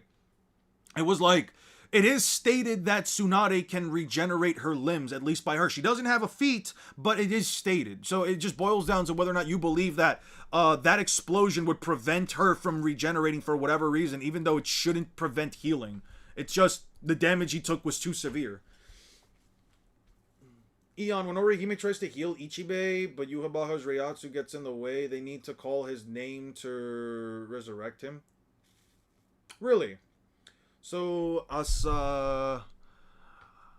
wait, what was it? Make flames white, hockey crazy. Yeah, I want to see what it looks like. And Azaz Jiro, the 7th Kenpachi is passively in Bankai and can merge with the entirety of the Serite. I don't know what that means. Excuse me. Tachi probably wins this. It actually also brings up a discussion of, like, does the Totsuka blade, like, actually, if it catches Ace, does it seal him? Because we know it's a genjutsu, but we know it's a sort of sealing, and I'm not against it because I think it seals while using the soul. I think it seals using the soul. Totsuka blade Naruto.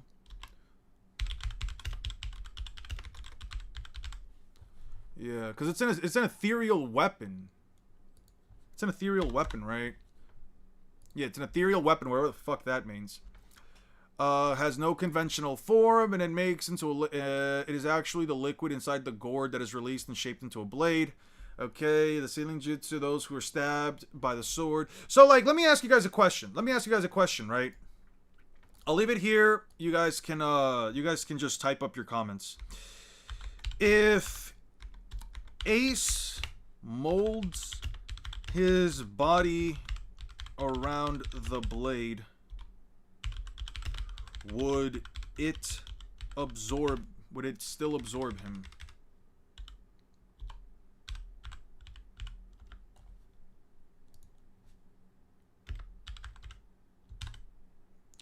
Here's a second question.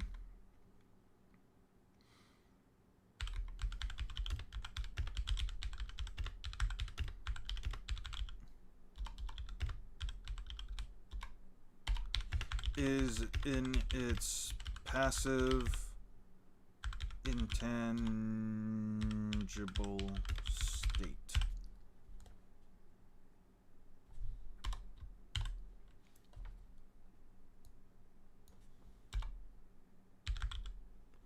It won't allow me to do that, so fuck it. Yeah, we'll just leave it here. We'll just leave it here. Question stuff. Let's go back to chat. Okay. Damn, you guys are going at it. Shit. I don't have an opinion on this right now. I was just wondering, because, like, you can maybe make some, like, light... Well, I don't know if Itachi you could say he has, like, light speed arguments in terms of, like, his movement speed, but, you know, you can make some arguments. Leaving aside Squad Zero, was leeching power from Soul King to power themselves up. How does the Bankai shaking the world translate into AP? Is that stated that they're leeching their power, like some of their power off of, like, the Soul King? I mean, if you're getting hit by universal level attacks by Vasto Lorde, anyone else from any verse with regen would just be as slow. That has nothing to do with it. If it doesn't matter if the attack is universal, it doesn't matter if the attack is town level. If I have regeneration and I can survive the attack, why would that slow down my regeneration? This has nothing to do... Again, you're making the assumption that it's Ichigo's attack, or that because it's very powerful, that it slowed down Ulquiorra's regeneration. He states it himself. He cannot regenerate internal organs. He states it himself. The organs inside of his legs didn't regenerate. So again, my argument isn't that the attack wouldn't do the same to other regenerative characters. My argument is that Ulquiorra's regeneration just straight up sucks. It is quite literally underwhelming for a regenerative ability. Even with a lowball, Ace has the same power, has Dressrosa. What exactly implies that he's as powerful as Dressrosa Gear 4 Luffy? Isn't he stated to be king or queen level in the light novels? Is he? I haven't read the light novels, and I'm not going to. I might love One Piece. I'm not reading that shit. You have to like, I'd have to like find some random quote from it. And the reason and even for like the Naruto like light novel stuff, I don't like using those just because I don't know the full context for it. I feel like taking an entire statement removed out of like, let's say like a chapter or an entire novel, I don't like using it. Does Ace have any way around Amaterasu besides outspeeding it? I don't even know if Amaterasu necessarily like does much to him, because you could argue that Amaterasu is like stronger than like regular flames, sure, but I don't know if like, let me see. Because he is normal fire, assuming that like its heat is at least hotter. It says it's hot as the sun, but it doesn't ever really give out that kind of heat, since it only burns like the stuff that's around it. It doesn't like, if something is as hot as the sun, it would have an actual environmental effect, kind of like how Yamamoto's Zanpakuto works. You know what I mean? It doesn't work like the Amaterasu, where it's stated that it's as hot as the sun in a databook entry, but then there's no environmental effects from its flames unless like something else is catching on fire. You know what I mean? The actual heat emanating from the Amaterasu flames don't actually mean much. Well, here's the argument to make. Ace should upscale for not only pre-time skip Jinbei also, but pre-time skip Yamato, who have no actual screen implications of getting way, way stronger. I suppose that's a way of looking at it. Let me see. I suppose that is a way of looking at it. In the Ace novel, he fights Whitebeard and Jinbei. Seeing those two fight, he thought them both are in different leagues from Jinbei. Yeah, that's fair. Ace beat Jinbei and a warlord and stalemated an Admiral Kuzan. Well, it's not, my thing here is not about like attack potency. I do think that in terms of like raw attack potency, he can hurt him. It's never been about attack potency. It's more so just the argument of like, does the Totsuka Blade outright. It's not, if the Totsuka Blade can like hit Ace regardless of him molding himself around, I think that's a fine win condition for Itachi. Is Amaterasu a sufficient enough win condition for Itachi? You know what I mean? It's mostly like just those arguments. I have no issue with Ace outright ignoring or defeating any of like most of Itachi's approaches that aren't Susanoo or Amaterasu related. You know what I mean? It's more so of a case of like, okay, well, yes, those characters are strong. I don't know if it beats like the Yata Mirror, and I don't know if Ace outright blitzes. In regards to Ace being a fire Logia, Amaterasu shown to burn fire. I know that's true. But it's also chakra fire. It's not regular fire. Ace is over Luffy pre-time skip for sure narratively. Ace is fire. Amaterasu does nothing since it's fire that doesn't go out. Susanoo ceiling things, it is a problem. See, you say that it's not a fire, but then I'm like, if we go by the heat-based stuff of like, the magma fruit being hotter than Ace, therefore it's able to damage him. I think like there is like some back and forth that could be had here. You know what I mean? I'd say Ace versus Yamato ups his scaling, and his clash with the Admirals equally fighting with Luffy at Marineford puts his speed past light. I think that those are fair ways of looking at it, but I want a feat for Ace that is legitimately light speed. Because the issue there is that, like, I don't want to have I don't want to have a similar scenario to the Admiral's video, the Vice Admiral's video, where I essentially have to say, well, they kind of change scale off of potentially weaker characters. You know what I mean? Ace is an odd instance. Like, yeah, being Roger's son makes him all built different, but there's not a lot to go off of. Yeah. His greatest feats are in the novels and mainly fighting Whitebeard, though he never won.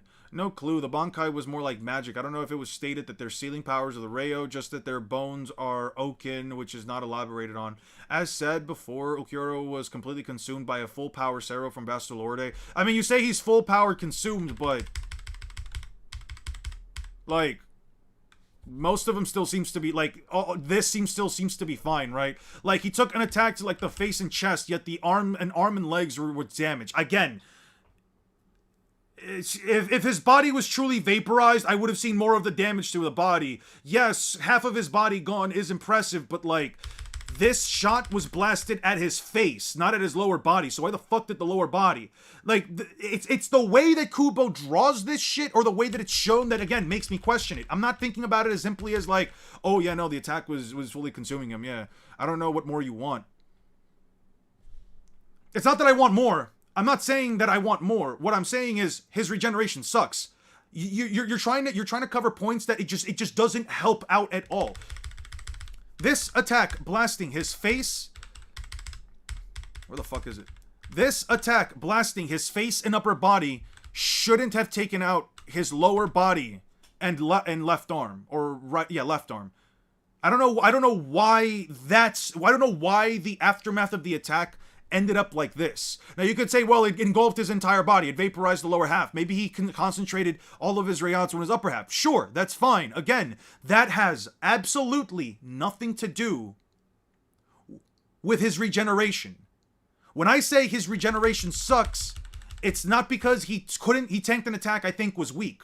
I never said the attack was weak. I never said any of that. All I said was he can't regrow internal organs, and his legs are just for show. He uses arms and legs, which is plural.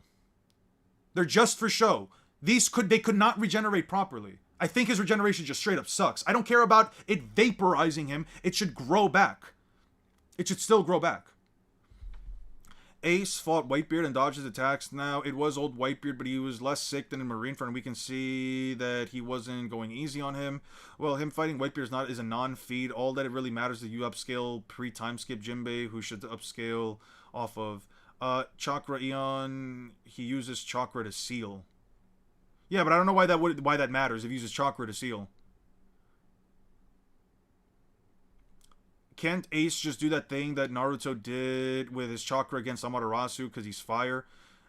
I don't know if Ace has ever shown an example of, like, him globbing off his own arm to remove the Amaterasu flames.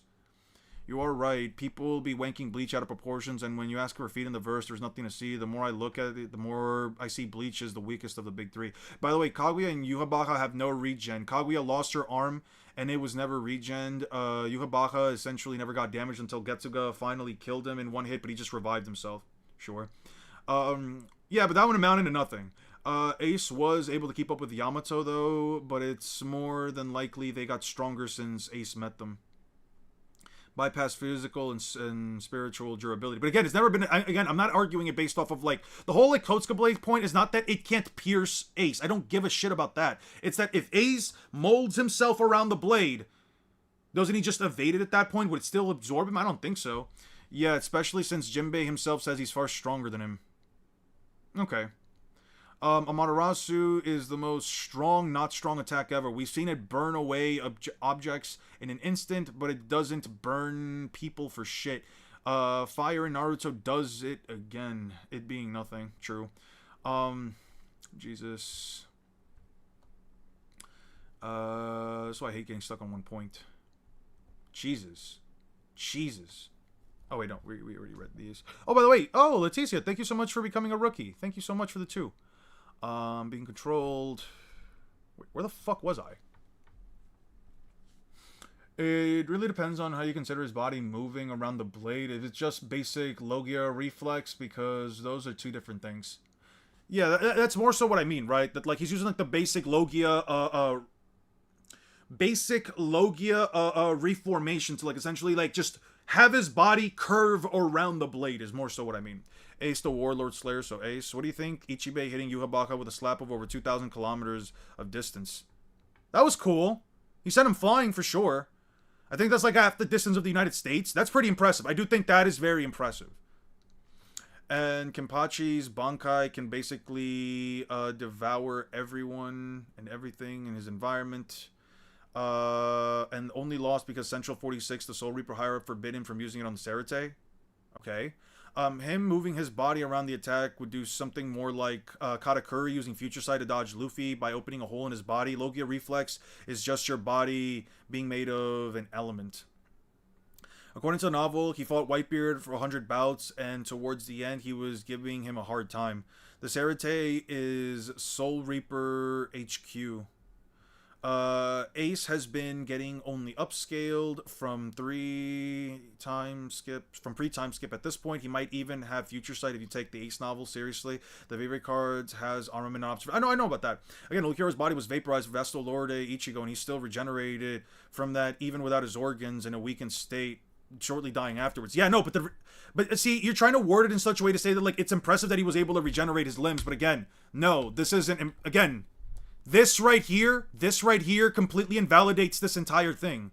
Even with, it's like saying he still regenerated from that even without his organs in a weakened state. That makes it feel like, again, that you're trying to say that, like, you know, the regeneration wasn't that bad. But no, he says my arms and legs have regenerated, but it's just for show. That completely invalidates even trying to make it sound like his regeneration's good. I'm just saying it sucks. I'm just saying his regeneration, in comparison to regeneration I've seen from other series, straight up sucks. Put other characters in a similar scenario, they would not say the same thing. They would not say the organs he blasted away are gone for good. They would just regenerate those limbs back.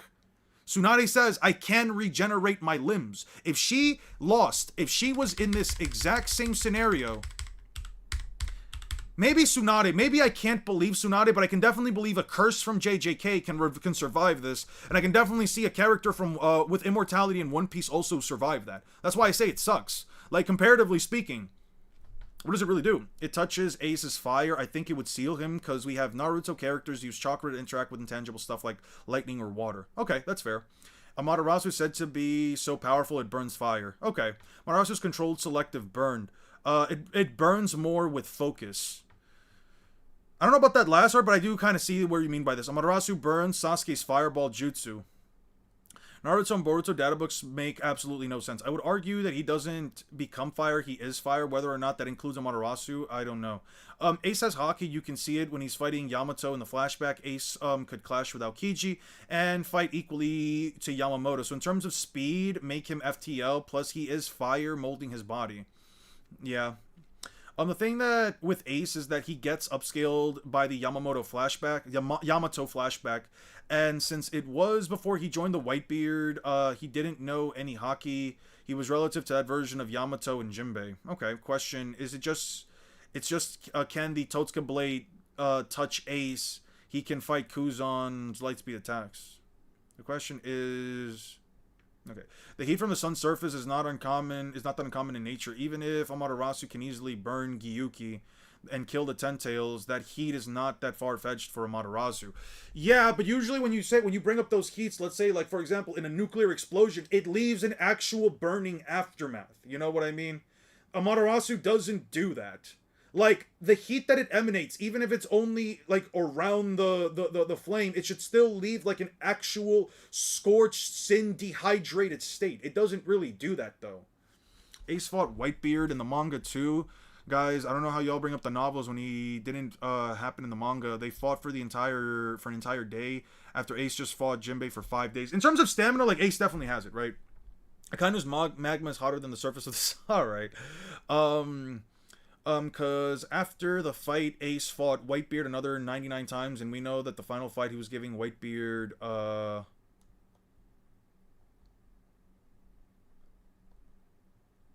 fuck, I think I lost the thing. Oh, hard time. Why are we trying to argue Kyora's isn't ass? It's ass. This is also shown in the manga. Ace kept the point blank concentrated explosive force from the Serro beam is like it is what it is. The body still regenerated without the internal organs, and Luciora is left in a weakened state at death's door. Again, we agree. He regenerated. Again, if we can say that again, he regenerated from it, but again, still ass regeneration. I'm not saying that the explosive force of the Serro is weak. I'm not saying that he didn't somewhat regenerate from it. What I'm saying is that, like, if this is what his regeneration can... If this is, like, the limits of it, then it sucks. That's all I'm trying to come at. The limits of his regeneration suck. Because if all you're telling me is I just have to slash up Ulquiorra 2-3 times and he can't regenerate from it that much often... Because, again, a Serro is nothing special. There is nothing impressive about a Serro in comparison to any other kind of attack within the story. What do I mean by that? I mean... The Sero is a blast of energy. It has no special properties. It doesn't do any special kind of thing. There is no special status effect that it deals. It doesn't burn. It doesn't do blah, blah, blah, blah, blah. It vaporizes like any other energy blast, right? So if a powerful enough attack just hits Ulquiorra, he just cannot regenerate from it. It doesn't matter if it's Ichigo's thing. It doesn't matter if it's Aizen's sword slash. If it doesn't matter if it's an energy blast from an energy blade slash of fire from Yamamoto. What I'm arguing here is that Ulquiorra's regeneration is just absolutely dog shit. Any attack that is as powerful as that Sero just takes down Ulquiorra every single time. He loses the limbs. He cannot do anything. That's why I'm saying the regeneration sucks. So man, I don't know why people ignore the fact that Yami is the strongest Espada, making Emo Boy the 5th strongest in the ranking, I guess. Fire abilities in Naruto are garbage. Piccolo has better regen. Piccolo does have better regen. He wasn't vaporized though. Half of his upper torso was still left, which again is weird to me because he got blasted in the upper half of his body. Why did the lower half just go out? Funniest trick Kubo pulled was making people debate the Espada rankings for Devi. Sorry, I'm not agreeing with you. It's fine, you don't have to agree with me. I highly doubt that Tsunade and many other Bleach characters would survive a point blank Sero Blast like that and regenerate after. Well, they don't have regeneration. Well, here's the thing. You don't have to argue it because they don't regenerate. Other Bleach characters don't have regenerative abilities. The Arankars don't have regenerative abilities. You have to essentially, they don't have that. So what is the comparison to be made? If I talk about other hollows, I'm pretty sure in the early chapters there were better feats for hollows. You know what I mean? Where like they actually regenerated. It's not the strength of the attack. I don't give a shit about the strength of the attack. What I am saying is he doesn't regenerate well. He lost an arm, grew back the arm. He lost a horn, never gets back the horn. See? He never gets back the horn. Lost a horn, never got back the horn. Lost an arm, grew back the arm. He lost, what was it? Did he lose a wing?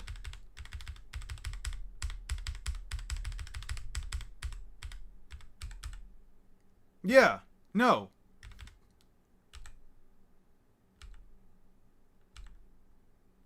He lost a wing. He never grew back the wing. So like, again, it's not about whether or not, whether or not, oh, but he still got up from it. He survived the attack. He regenerated part of his body and he did, no, like, I don't care if he regenerated. This means nothing to me because guess what? Again, it's just for show. They regenerated. This is a case of, it just doesn't matter how strong the attack was. He literally took 3 big hits, and his body just stopped regenerating. That's bad regeneration in my opinion. We can agree to disagree, that's fine. It doesn't really have to move on for much more, but like I have no reason to believe that his regeneration is anything but impressive. Like okay, Cell and Boo have better regenerations. That's actually an example, right? Boo got blasted to Kingdom. Boo blasted himself to Kingdom Come.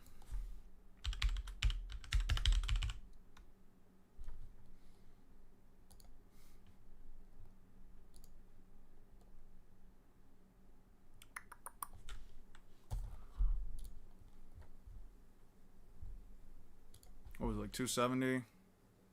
Ooh. Jesus Christ, the Majin Buu arc was not that fucking long.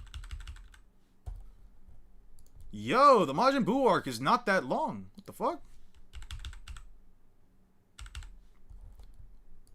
309. So what is it, like 312 then? Yeah. He blows himself up and he blows up the entire planet and then just brings himself back. Yeah, no. Like, that's good regeneration. Like, I'm sorry, this is what I mean when I say that, like, this is good regeneration. It doesn't matter how powerful the attacks were, it doesn't matter what happened. He would regenerate from all of it regardless. That's what I mean by good regeneration. I doubt just Cell would regenerate that Sero point blank by Vassalor to Ichigo Yon. I mean, I have no reason to tell you whether or not that would be the case. If she has enough time, what do you want me to tell you? Like, you could say, well, I don't think these other Bleach characters could regenerate from it, but most Bleach characters don't regenerate at all, so it's not really an argument. Like, there's nothing wrong to say that he just has bad regeneration. Ulquiorra has bad regeneration, he can't regenerate properly. If Ace molds his body around the Totsuka blade, he dodges the hit. Quite literally the same what happened with Whitebeard versus Kuzan, where the goat created a hole to dodge the Hockey Infused Blade. Itachi does have water style. How would that help? How many water style jutsu does Itachi Uchiha have? Let's look it up. Let's see how many water style jutsus Itachi canonically has. He has water style water bullet, water style water dragon bullet, water release fang bullet, and that's it. He has and the starch syrup field. Oh, that's novel only. And I'm not looking that up. Yeah, he has 4 water style jutsus, and I think he has the clone jutsu that explodes. The water clone explosion, right? Amaterasu chakra. Oh, the clone great explosion. Yeah. If he just tanks the hit because he's a Logia, then he would still get hit. The water is just chakra. That even say water works on water will get vaporized. Ichigo's regen at least held the giant gaping hole in his chest. True. Wait, how does Ace interact with Amaterasu? Being that he's actually fire, wasn't he actually fire? Yeah, like I'm willing to at least argue that like Amaterasu can burn him. I'm willing to argue that. That's fine. Would he have? I think it would be a similar situation. The only difference is that I don't know if like Ace necessarily like globs off or chops off his own arm and just regrows a new one. Majin Buu would never make up excuses even after being vaporized. He comes back from the pink smoke. Yeah. That's stupid regeneration, by the way. Can we talk about how crazy Majin Buu's regeneration is? It doesn't matter if you blast him away. It doesn't matter if he becomes fucking, like, what is it? Like, smoke and gas. He just puts himself back together. What about Godzilla -1's regeneration? Doesn't he, like, regenerate from, like, a single chunk of... Doesn't he regenerate from, like, a single chunk of, like, flesh? I'm not saying Ulquiorra must have Wolverine or Deadpool regeneration. That's not what I'm saying. I think you and I are having a disconnect, though, Thor. I think that's what's happening. We're having a disconnect. I'm saying that he just has bad regeneration. There's just no 2 ways of me looking at it.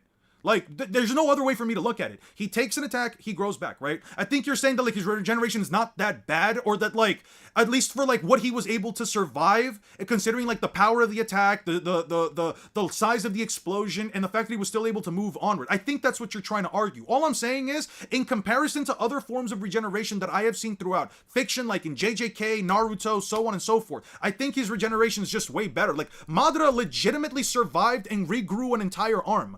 Madara Uchiha legitimately just grew back an entire arm after having it blasted right off. He also regrew half of his body without any issue after getting it slashed completely in half. Like, that to me is good regeneration. With Ulquiorra, it's like, well, I can't regrow back my internal organs, so what am I supposed to tell you at that point, right? Like, here's Madara coming back with half of his body after having it, literally floating there. Or the fact that he got hit by Night Guy, have half of his body melted. Like, that to me is good regeneration. You tell me, you put this version of Madara in this situation. You put this version of Madara in this situation, same position. I don't care about the scaling. Forget the scaling for a second. Put Madara Uchiha, Ten Tails Madara in this exact scenario. Just swap him out like a Sasuke shipped situation and have Ichigo fire immediately. Sure. Let's just say he leaves Madara exactly like this. The difference here is that, unlike Ulquiorra, Madara's body just grows back. Even Eon, does Naruto have better regen? I don't think Naruto would. I don't think Naruto can regrow an entire limb. He couldn't regrow an entire limb. If Naruto were put in this exact situation, no. There is no argument possible. Naruto could regrow back a single lung, but he also needed time to grow back that lung, right? Sasuke was standing there like, what the fuck? I put my arm through this kid's chest. Why the fuck is it just closing? Why is the wound closing up? But Naruto, I've never seen him survive being bisected, right? There's a difference between being bisected and growing back a single lung, right? So, like, that's sort of the point that I'm getting at, right? I can see someone like Ryomen Sukuna survive this. Yes, I can see Sukuna grow back his arm, grow back his lower body. That's not an issue. Because I see them grow back limbs all the time. RCT can do that. Ten Tails, Six Paths Regeneration can also do that. I could see Godzilla survive this because I've seen -1. And yeah, he got his head completely blown off and it just grows right back. The issue is that Kubo specifically wrote, he cannot... My most amazing ability isn't offensive, it's regeneration. We Arrancars sacrifice most of our regenerative abilities in order to enhance our other powers. Only I can regenerate my entire body except for my brain and internal organs. So it's like... What am I supposed to tell you? If you have a character that can have their heads blown off and it just grows right back, that's obviously much better regeneration than that guy who can't grow back his internal organs and his limbs. To be fair, he was out of chakra for a very long time. Who was out of chakra for a very long time? As long as there is an atom of Boo remains, Boo will completely regenerate. That's great regeneration. So when I say Ulquiorra has trash regeneration, it's not to say that Ichigo's blast wasn't impressive. It's not to say that, like, half of Ulquiorra surviving and then growing back a leg isn't, like... Again, if you want to see, like, Ulquiorra still get up and do this, if you think that, like, that's still impressive, I'm not going to sit here and tell you that it isn't. I'm not going to sit here and tell you that, like, oh, Ulquiorra's regeneration just couldn't do anything. But, like, to be honest... if the best he can do is stand back up for a few minutes and do one more attack before he goes out, yeah, I think it sucks. I'm sorry. I don't know what else to tell you.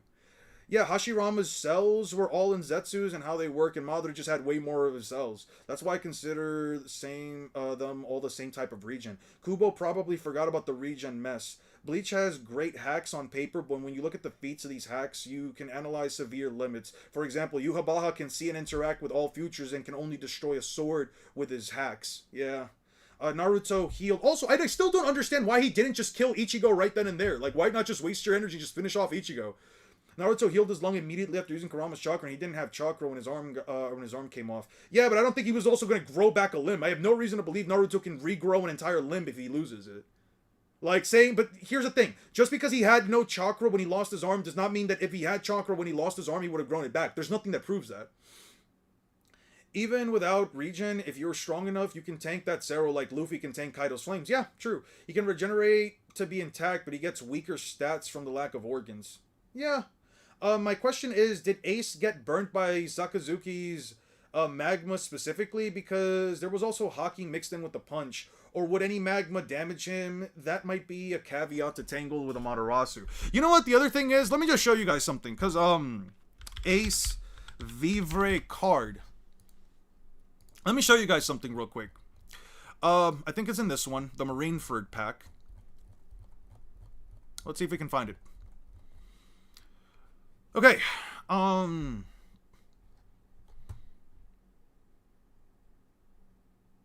No, it's not this one. Ace Flame Emperor Vivre card.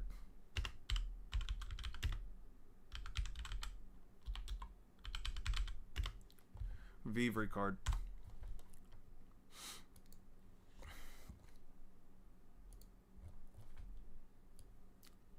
It only covers these characters, none of which matter to me right now.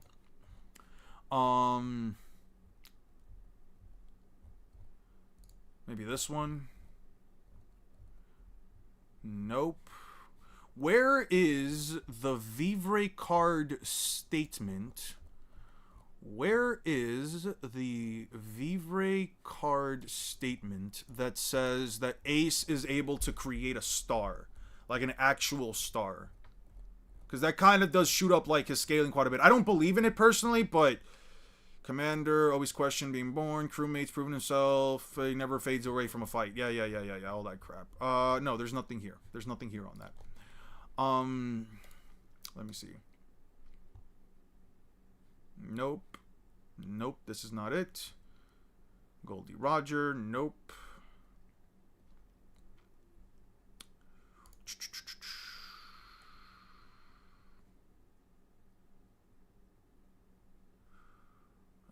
I cannot seem to find it. It's probably in the Discord somewhere. It's probably in the Discord. That's fine. Does Bond from Seven Deadly Sins have better regeneration? I would say yes, crazy regeneration. Does Sukuna have the ability to regrow half of his body? Wasn't he shocked by Gojo growing back an arm? No. Well, for one, he literally grew back his hands after stopping domain expand a 200% amped hollow purple. So yes, he can regrow his limbs. But yeah, no. If you look at the scene, he's not upset because Gojo grew back an arm. Gojo growing back an arm had nothing to do with his uncertainty. It was the fact that Gojo just landed another Black Flash. It was the fact that Gojo legitimately landed a Black Flash, and Sukuna for the first time was like actually stressing out. Because in one of these cases, let me show you.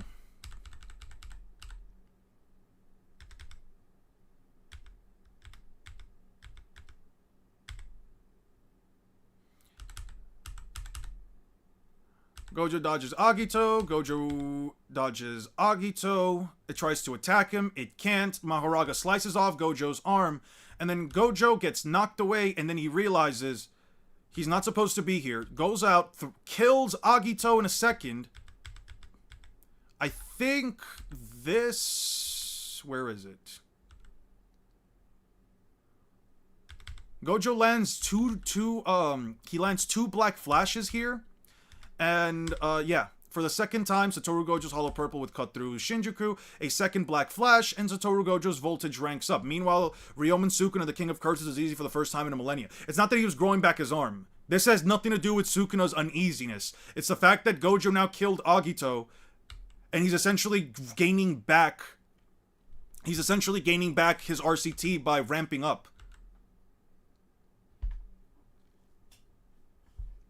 Yeah, what Sukuna doesn't want is for Gojo to release a Hollow Purple again, especially in their current states. But yeah, if he's able to regenerate from this kind of shit, especially after having his RCT, but I don't think that a star of that size is not star level. Oh no, I don't think it's star level. I don't agree with it. I'm just saying there's a statement somewhere that says that Ace created a star. So I was just gonna try to find it. I know he can regrow limbs, but has he ever healed the lower half of his body? I don't see a reason why he can't. Curses are able to regrow from nothing. Jogo regrew from like the bottom, from like his neck down, and he's a curse. Sukuna is also considered a curse, not a cursed sorcerer. It seems that the attack without Haki or elemental weaknesses just phased through. Wait, let me see. Didn't regrow his arms multiple times and shins with lower output. Yep, and that was all with lower output. That's not even mentioning it if he's like at full output and he can just release RCT at full throttle. If Naruto could regen limbs, wouldn't have needed a prosthetic after the fight. We know that he did fight, but he lost badly. It's like saying Squard fought Roger. He did, but it wasn't a fight. It was a one-sided ass-kicking. Ichigo only knowing Getsuga Tensho. I agree with the video, and that said, due to his poor relationship with his spirits, the Quincy side is dishonest, and Ichigo rejects his hollow side. All of the captains with elaborate powers spend decades and centuries training with theirs. I do think Ichigo not having a clear milestone in growth during Hueco Mundo, I do think that Ichigo not having a clear milestone in Hueco Mundo sucked. That's fair. Do you guys, but here's the thing, right? Like, when people say that, like, the captains had, decades or centuries to, like, master their powers, that's all fine and well. I'm not saying that, like, Ichigo doesn't know how to use it. My issue is just that, like, every time he uses it, it sucks. And even then, a captain having, like, decades or centuries to like, master their Zanpakuto, they don't, how do I put it? The ability is still a part of the Zanpakuto regardless. That's all irrelevant. The ability is still a part of the Zanpakuto. It doesn't matter if Byakuya took 10 years to properly utilize Senbon Sakura Kageyoshi. What matters is that Senbon Sakura's Kageyoshi ability is still the fact that it can create all the tiny little blades, right? That's what it does. Regardless of Byakuya training, the ability of the Zanpakuto is still to do all the tiny little blades at the very least, right? In the same vein, it is still the exact same ability for Toshiro Hitsugaya to manipulate ice. Now, to what extent he can manipulate the ice, you might be able to say, well, I'm sure he wasn't able to create the giant ice flower thing that he did when he created that snow, the snow weather change that defeated Halibel, right? You could say that, like, well, Toshiro Hitsugaya probably couldn't do that when he first got his Bankai, and I'm like, yeah, sure, that's fine, but his Bankai's ability is still to use ice powers. Getsuga Tensho offers nothing. It is just a wave of energy. It does nothing special. It doesn't have any properties about it that are any special. Oh, it's like a Sero? What is a Sero but an energy blast? It's just an energy blast in the form of a whip-like slash attack. When I say it sucks, it's not just because it fails most of the time, or it's not because, like, Ichigo didn't have enough time to train, therefore I have to take it out on him. It's because the move is nothing special, it's nothing important. I'm not excited about hearing Getsuga Tensho, because when I hear Getsuga Tensho, it's the same thing that I feel when I hear Final Flash or Kamehameha. It's an iconic attack, I will always grant you that, but the attacks are just energy blasts. There is no functional difference between a Getsuga Tensho and a Sero. There is no functional difference between a a Sokatsui and a Byakurai. There is no functional difference. They are just energy blasts. They don't do anything special. Can you tell me the chapter where Gojo heals half of his body? I can show you where Gojo literally only has a head left. Actually, it should be prior to this. Definitely prior to this.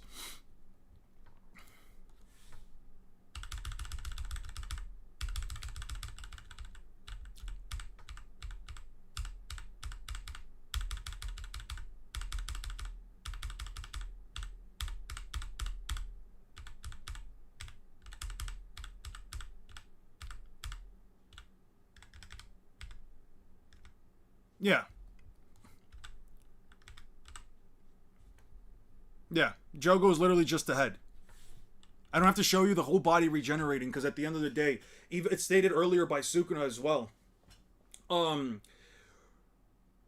Using RCT is essentially secondhand nature. It should be essentially secondhand nature for curses. It's much easier for them than it is for even a human. Yuji also survived having a large portion of his midsection completely ripped right off. It never, I don't think it ever specifically shows Jogo growing back his entire body, but I think it's implied eventually that he just does. When the next time we see him, he just has a lower body again.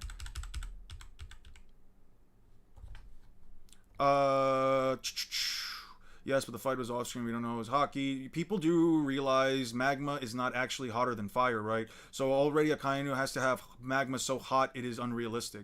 Mahito would have Bleach Hollows baffled by his regeneration. Also, Elon, speaking of Trasho, I added the number ratios you were missing from 1,000 Year Blood War, so the sex rate is below 40 now. That's even crazier. That's even crazier. I have to go back and look at the 1,000 Year Blood War because I was told that like he does use Jujisho a couple of extra times. Yeah, he's magma so hot that it melts a sword just by being near it. Yuhabaha also can't view everything either. Like, even the Grand Ray warping space is literally just from its energy alone. The Ceros are just big flashy attacks. It depends from the temperature of magma. Getsuga Tensho not working is meant to show out Ichigo how strong the villains are. I don't give a shit. But see, here's the thing. I've already heard this argument before. What do you mean? That is such a... Let me ask you something.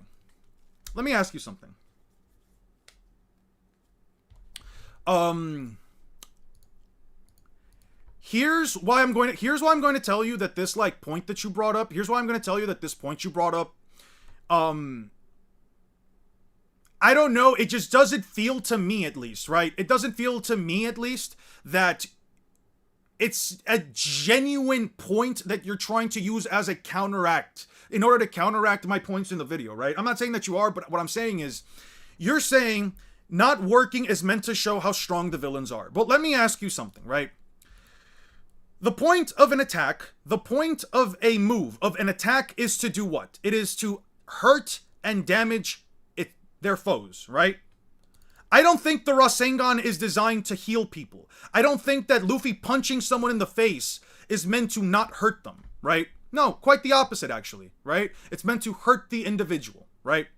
Now, Getsuga Tensho failing against strong opponents would be fine if, at the end, Ichigo didn't defeat his opponents with a sword slash to the chest. Now, the reason why I say this is because you say, well, I don't want my protagonist winning every fight. Sure, right? So, and that's the reason why Getsuga Tensho failing is all right? Because you don't want your protagonist to win every single one of their fights. Well, okay, let's look at this one. Ichigo fights Byakuya, right? What does he say? I won. Okay. Let's move forward, right? Grimmjow versus Grimmjow, sure, he didn't win this fight. I will gather he didn't win this fight. Versus this thing, he didn't win this fight either, but it was because he just has no way of defeating this thing. Against Dordoni, he uses Getsuga Tensho multiple times, and he is, by the way, this is, if you take away all the bullshit and just say, an actual Getsuga Tensho defeats the opponent. They cannot get back up. They cannot fight again after it. Puts them down completely. This is the only guy that actually lost to the Getsuga Tensho, by the way. Not because they gave up, because they said, oh, well, you know what, you can have it. I'll give you the fight. Not because, oh, well, this thing has the sensation of a Getsuga Tensho, but it's not actually a Getsuga Tensho. No. This is the only guy that lost to it. But anyway, he beats someone, so that's another win that he has with the Getsuga Tensho, right? Let's keep moving. Sure, he doesn't beat Byakuya. Sure, he doesn't beat, what's his face? Ulquiorra. That's fine. Yeah, he doesn't have to win every fight. But against Grimmjow, Getsuga Tensho fails. Right here. Fails. Blats him right there, point blank, from behind. What does he do? Laughs it off, right? So, and what does Ichigo, how does Ichigo beat him? Wow. He stabs him. He stabs him and he slashes him. So, it's weird to me, right, that a Getsuga Tensho is meant to be more powerful than a normal slash, right? It's meant to be more powerful. Because this move, by all intents and purposes, it's not just supposed to be some random normal slash that Ichigo can just casually throw out. No, it's supposed to be an attack that is a part of his Zanpakuto's ability. It's not just that his Zanpakuto grants, well, at least his Bankai grants him increased speed. No, his Zanpakuto's ability is Getsuga Tensho. Byakuya's Zanpakuto ability is the Senbon Sakura Flower Petals. Mayuri Kurotsuchi's Shikai ability. His Zanpakuto's ability is Poison, right? This is Ichigo's ability, and yet a normal slash defeats his next opponent, right? A normal slash, and guess what? He won that fight against what's his face? Well, he's getting fucked up. It's not doing anything, but guess who he beat? He beat Ulquiorra. Against Yami, it wasn't a case that he didn't beat Yami or that he couldn't beat Yami. It was more so a case that, in Yami's regard, two other dudes decided to take control of the fight because they were like, no, you need to go ahead and fight Aizen. Sure.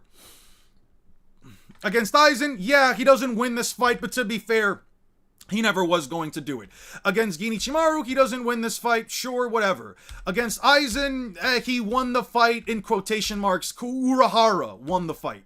Urahara won the fight because if we're talking who is the last man truly standing, Aizen was the last man truly standing. But yeah, Urahara did the thing, right?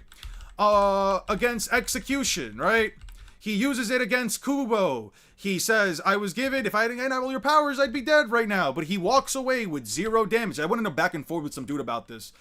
Hits him with a Getsuga Tensho. Does nothing. Look at it. Look. Hits him with a Getsuga Tensho. Does absolutely nothing. Uses it again. And yet, how does Ichigo beat him? Sword slash to the chest. Sword slash to the chest, and then breaks his blade. There we go. So, it's not that Ichigo does... If you don't want your main protagonist to win every single fight, that's completely fine. I can understand that. Ichigo doesn't win every single one of his fights. However, it does feel bad for a move that is meant to be the most powerful thing you have in your arsenal just consistently function less. And it's not actually an ability of his Zanpakuto as far as... No, it is the ability of his Zanpakuto. It is objectively speaking. Objectively. It's not about... This is not about perspective. Objectively speaking, it is his Zanpakuto's ability. This is not me being facetious. This is not me interpreting it. Yeah, at the moment of the attack, it consumes my spirit energy and fires a super high concentration of spiritual pressure from the tip of the blade. And then the attack is magnified and discharged. That's Zangetsu's power. Yes, that wasn't Transcendent Monster Rising cut in half the attack in the last attack, though? Yeah, and it amounted to nothing. It didn't do anything. Cool, it cut him in half. And then what did he do? He regenerated. Oh, look, good regeneration, by the way. Like, I'm sorry. Like, maybe I'm just in the wrong for thinking that after all the bullshit I've seen and I want to see this move actually do something, it should maybe actually defeat a villain instead of there having to be some other reason why the villain dies. I don't know, man. It just doesn't feel good. Like, when I read Bleach, I'm not satisfied with many of these things. Ichigo goes through so much bullshit. He's essentially supposed to be this walking petri dish of every single amalgamation of all of the crazy powers within the... of all the crazy raises within the verse. But then, when you relegate somebody who should have all of these crazy abilities like Quincy Arrows, like Ceros, and you can basically just boil it down to, well, big sword slash going forward. And the big sword slash that goes forward doesn't actually defeat anybody that's substantial, not defeat them, but then they say, yeah, you know what, I'm just not gonna keep fighting. You got this. Or I don't know, man. I don't know. It just feels bad to me, man. I don't know. It just doesn't feel... What's up with the Itachi versus Ace discussion? What have I missed? We were just going back and forth with Itachi versus Ace. Most people seem to think it's Ace. There are a couple of arguments for Itachi. I'm just thinking, like, I might make, like, a 15-minute video over it. I might make another 15-minute video. What do you think is the first concept of Orihime's ability? Her turning into a dragon girl. I saw that! I think it would have been cool. I think it would have been very cool. Read my comments I made to you, and I think it would have been cool because Monster Aizen is super regeneration thanks to the Hogyoku, which is overpowered artifact. No, I think is an overpowered artifact. I agree with you. The Hogyoku is fucking crazy, man. It is fucking crazy. But how? You know what? I'll say this right now. Right? What is Ichigo's? I think this is the part that frustrates me about Bleach as a whole. I'm gonna explain to you guys the part that just makes it just the more frustrating, right? Let's look at some of the overpowered abilities that exist within the context of Bleach, right? Let's look at some of the overpowered abilities, right? Okay. Yhwach at one point says that Ichigo's Zanpakuto, his Bankai, is extremely dangerous, right? Okay, fine, right? We know for a fact that Ichigo is special because once again... Hey, can we stop? Whoa, Tara, I appreciate you commenting on my live stream and everything, but can you please not call people ignorant? I don't think that anybody here is being really ignorant. At least I haven't seen any of the other comments. I've been reading through it slowly, little by little, but I haven't seen anybody here necessarily make anything that's inherently ignorant. Can we please not call people ignorant unless they are actually being ignorant? And I don't think that anything here that's been said is ignorant. At least none of my mods have told me. As a Bleach fan, Getsuga Tensho and Getsuga Jujutsu are basically Ceros. That's basically what they're called. Bleach hacks are great on paper, but when you look at the feats, you can see that they do not do everything that is written on paper and have limitations and restrictions. Haven't been on the live for long and haven't read Bleach. Does Getsuga Tensho even have any special qualities, or is literally just an energy beam? It is literally just an energy beam, and I'm gonna get into that in just a second. But please hear me out on this. Actually, it's not actually an ability of his Zanpakuto, as far as I understand. It's Zanpakuto. Getsuga Tensho is just to cover Ryo's original powers, the basic slash stab. Getsuga Tensho is only there to lull them into a false sense of security type shit.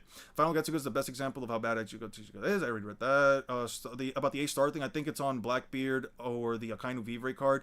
Most specifically, the part that talk about Ace versus Blackbeard. I'll check that out in a second then. I'm in the Discord. I gave you the remaining times. Getsuga... Yes, I think I read that. But anyway. Oh, so you saw you before dissing on the common area about Ichigo's. Nice try baiting me, buddy. He was baiting... You know what? Yeah, stop the hate. Just enjoy the stream. Yeah, we can have conversations. We don't have to call people ignorant. We don't have to stop any of that stuff, man. Come on. We can have, like, Thor and I are having, we've had good back and forths. We may not agree on everything, but I do appreciate having back and forths with everybody in this stream. Daily reminder that Kizaru gave Luffy food and was mentally nerfed. Type shit, man. Type fucking shit. Which is why I made the Yonko Admiral comment. Kamehameha over the Bleach verse, in my opinion. So Kamehameha over Getsuga Tensho. If you want to look at it that way in terms of successory. But let me get back to this point, right? So Yhwach always said that Ichigo Zanpakuto was special. It was not special, but it was dangerous, right? I do not... your Zanpakuto is something that's dangerous to deal with. Let me see if I can find the chapter for that. That was 84, so what was it, like 79? Yeah, look at him. Look at how stupid you look. Just as your power allows you to influence the single instant that you can see in your eye, mine allows you to influence the multitude of futures that I can see with mine. Yeah, all that bullshit. Okay. To make such a horrific face, I merely demonstrated this new Tenza Zangetsu. It is a dangerous Bankai. That was my judgment, and that is why I took the precaution of snapping it in the future. So here's... I would have told you not to let your guard down, and then he grows Ichigo's things. Okay. Here's the overall issue that I have with this. What kind of regeneration do you think the Soul King gave Yhwach after he absorbed? The Soul King seems to have regenerative properties even that aren't as good as the Hogyoku. It doesn't seem to be as good as the Hogyoku. If anything, it just seems to give him the ability to sort of like... Or it seems to like amplify his ability to like... sort of like rewrite the future. Can you make a what if Madara gave food to Naruto and was mentally nerfed?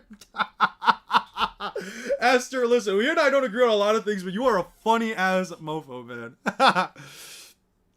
man. Anyway, so So here's what's up, right? The Bankai is meant to be very dangerous. The Bankai is made to be very powerful, but we never really understand, and it's never actually told to us what exactly this fuck-ass sword, this fuck-ass, boring-ass sword is meant to do. It's never told to us. It does, and this is one of the issues that I have with just Bleach as a whole. It feels like, you know, where people say they're like, oh, well, Bleach kind of requires you to like read between the lines and connect different plot points for things to truly make sense. And the thing is that I don't like that, because not just because of the fact that it's a shonen. Well, let me just say this. Shonen are written for teenagers. They're written to be sort of like these action-packed series. They can have all of the nuance, and they can have all of like the in-depth writing and all of the messages that they're trying to lay out. But the thing that makes Bleach fail to me in some cases is that if I have to go out of my way to read in between the lines of all these things and connect all of these little aspects that ultimately mean nothing in the larger overarching narrative, like, I don't know, some of the royal families, or Ichigo technically being a descendant from Ichigo technically being a descendant of one of the old royal families from the Shiba clan, or whatever the fuck, what's-his-face's dad is from. Like, it doesn't really add anything to it. It doesn't really mean much, because what does it matter if Ichigo's from that clan? What does it matter if the Getsuga Tensho is called the Moon Heaven Piercing Slash, or whatever the fuck, Piercing Fang? Like, none of that means anything. And for me to sit here and say, or listen to Yukabaka break this fucking panel, and for me to see the light in my eyes go out as I see Ichigo's brand new full power Bankai be completely taken out in a hit, and then for Yukabaka to say it is a dangerous Bankai, I want to know why it's such a dangerous Bankai. What makes it so dangerous? What ability, what skill, what energy slash does this thing release? What hacks ability does it have that makes it so dangerous? Because if Yukabaka was willing to set up precautions, I want to know what it's all about, and we're never given to it, which again is one of the reasons why I say Bleach at times really does fail to keep me engaged as a viewer.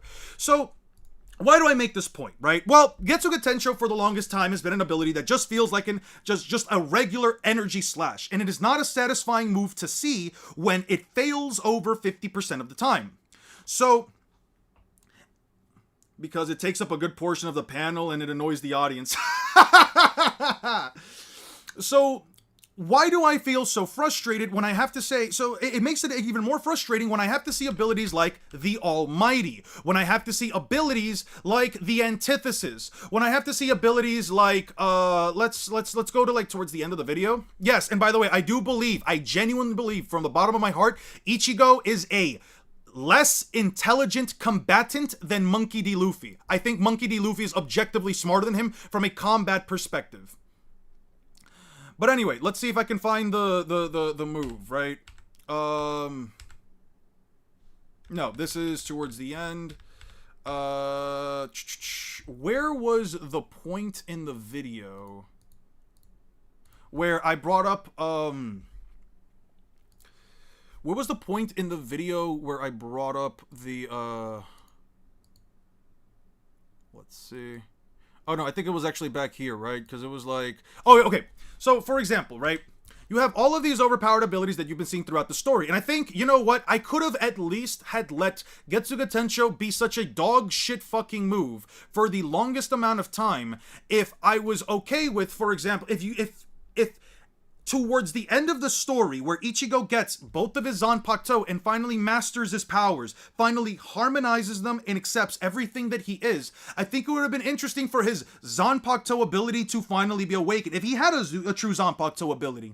Well, he's the amalgamation of all of these races. I don't give a shit if Kubo has to pull off a anti-magic right before the series fucking ends and gives Ichigo the anti-magic of Reiatsu, right? I don't give a shit. If Ichigo is the culmination of every single one of these races, wouldn't it have been at least a little bit neat to see him be able to, I don't know, maybe cancel out, let's say, certain hacks abilities or certain crazy powers by just hitting something with a Getsuga Tensho. Maybe Getsuga Tensho, maybe it's not offensively powerful, but it is the ability to negate. right? I think that would have been sick. I don't know if that's his already an ability in Bleach, but I mean, this guy has the power to call over names. Yamamoto can bring back the dead. This guy can see all fucking stars in the night sky. If your fucking Deus Ex Machina at this point is to give the protagonist the ability to cancel out all other abilities just because they have every single major powerful race within them, I think that would have been fine. You know, it might have been a bit of a cop-out, it might have been a bit of a Deus Ex Machina, but I genuinely do feel like it would have been at least a much more satisfying conclusion to Ichigo's case, and it would have made at least this moment where Ichigo slashed what's-his-face with all of his fucking might, I think it would have made it at least much more satisfying in my opinion. Maybe that's not the right take, right? Maybe there's another way of looking at it. I don't know, maybe he could have given Ichigo some other broken-ass ability. I don't know, man. But if you're gonna make these fucking statements saying it's a dangerous Bankai, and blah, blah, blah, blah, blah, blah, blah, and you're going to give your main protagonist a move that does a simple wave of energy from the start of the series all the way to the end of the series, I'm sorry to say this, but I'm just let down at that point. I'm not satisfied. I feel like Getsuga Tensho at that point, if it failed at every single point onward, I could have at least have excused it. I would have said it in the video. It might be excusable if in the final arc, it's fully unleashed, and now he can actually just shut down powers or do something crazy because his Zanpakuto is now fully harmonized, and it can now fully affect the entire spectrum of the Bleachverse. But I don't know, man. Hey, Mosey, thank you so much for the 5. Guys, can we get some W's for Mosey? Moveset is uninteresting / boring compared to other characters of Bleach. It is. No, it is. I have no reason to look at Ichigo as anything special. How about a various tiers of Almighty? The Quincy Grandmaster with the balance ability seems to have a lesser version of the Almighty when he trades places with Yhwach when he sleeps. I think, honestly, wait, let me see. So wait, what's in this relation to? I think that there would have been, I think it would have also been interesting if you just gave the Almighty like a limitation or something, right? And the reason why I say this is because more often than not,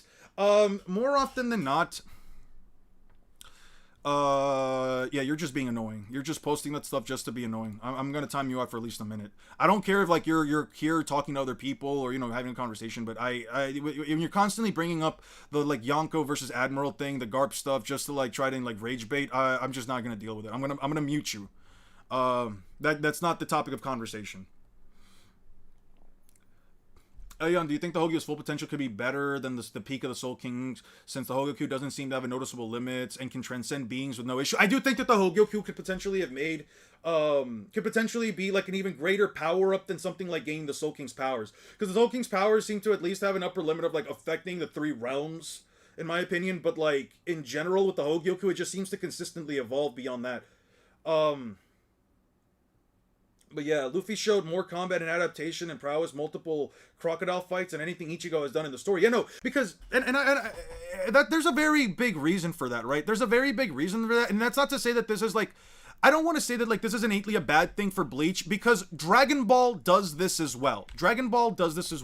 See, I was thinking about this a while back when I was thinking about like power systems and just the way that they work.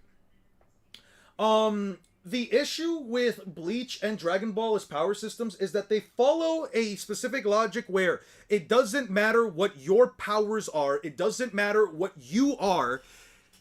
If I am stronger, I will win, right? It's the power level's dilemma, where a character with a power level of 100,000 is going to be much more powerful than a character with a power level of 50,000, right? A character with a power level of 10,000 cannot hope to hurt a character with a power level of 20,000 or 100,000, right? The differences in speed, the differences in mobility, the differences in attack power and durability, it's all relative to your overall power level. And that's one of the issues that Bleach has as a whole, where I don't know if Dragon Ball does it well, though, because I feel like there are certain skills that probably shouldn't be overpowered by it. But the thing is that Dragon Ball also follows a power system that is so simple, because Bleach is inherently simple, right? Bleach doesn't really, not Bleach, Ki doesn't really give that many kind of hexes. You can fly, you can survive like natural disasters or environments like being engulfed in lava or ice. You can make your fingers so tough that you can stop a sword with a single finger. You know what I mean? You can technically blast yourself out of a dimension if you power yourself up enough, right? So, and because Dragon Ball is such a simple power system, it works, right? There is no, like I said before, there is no difference between a death beam, than a Kamehameha, than a final flash, other than the size of the blasts, right? There's no real difference. I have not read the latest chapter of Modulo. I have not read it. There is no major difference, right? So when it comes to a series like Bleach that now takes the all these incredible concepts of fear, fire manipulation that can revive the dead, manipulation of ice, manipulation of perfect hypnosis, so on and so forth. When you have all of these insane powers, and in many of these cases, they simply fall down to the concept of, I am stronger, therefore I am able to defeat you. I am stronger, therefore I'm able to. You're dumbing it down. There's a huge difference between techniques. Not really. What's the difference between a Final Flash and a Kamehameha? You can maybe say that there's a difference between a Mafuba and a Kamehameha. I will always grant you that. You can say there's a difference, but you can't really say the difference between like a Heat Dome attack and a fucking Masenko. What's the difference? The way they hold their arms? You're gonna have to give me a statement that says a Masenko is more powerful or wider rate or I don't know, more powerful or hotter or deals some kind of electrical damage. It has to be something. Super Bowl legit threatened to destroy all reality, and Boo can turn people into candy. That's the same example though. Not necessarily, because that's a very specific example. It's an isolated example, unlike Bleach, where every character, or not every character, but a large number of characters have extremely overpowered abilities, right? Like, not even just, maybe not always overpowered, but they have abilities that work off of different concepts. Like, you can look at the entirety of the Stern Raiders, you can look at most of the captains, you can look at Orihime, you can look at fucking some of the Espada. They have different abilities that each do something different to each other. In Dragon Ball, Super Boo and Cell are kind of the only two that do something slightly different. In Cell's case, he has like Frieza's psychokinesis, so he can like lift stones up into the air and like slice them up with his fingers. That's something that he can do, but that's nothing inherently special. And what I mean is, it's not like the power to actually turn stone into transmogrified or some shit. You know what I mean? It's not that. He's just grabbing a stone and psychokinetically slicing into pieces, but it's not something that he uses on combat very often. He mostly uses energy blasts, punches, and kicks. Sure, he can make a barrier, but a barrier is not that interesting of an ability, and I think it would be disingenuous for me to say, oh, maybe within the context of Dragon Ball, because very few characters use barriers, but even then, a barrier, again, a ball of energy that surrounds you, that protects you from damage, that is kind of rare even in Dragon Ball standards compared to, like, let's say, the rest of the fucking series. But in Bleach, you have all of these crazy abilities. Even, let's talk about some of the Stern Raiders, right? Even some of the weaker ones, like the explosions, the jail, the visionary, well, not weaker, but you know what I mean. The visionary, love, power, like, what about Devil Might, though? The Devil Might beam, the one that affects you by, what do you mean the Devil Might? The thing that affects you by how evil you are? Sure. If you want to say that that's like a really broken hacks ability that affects reality itself, sure. You know what I mean? Like with Dragon Ball Ki is basically soul hacks plus life force manipulation. I'd say in terms of choreography, Naruto's the best of the big three. He literally did stop fighting about a series you clearly haven't even read. Aura manipulation. Dragon Ball has mad choreography though. But again, I'm not saying...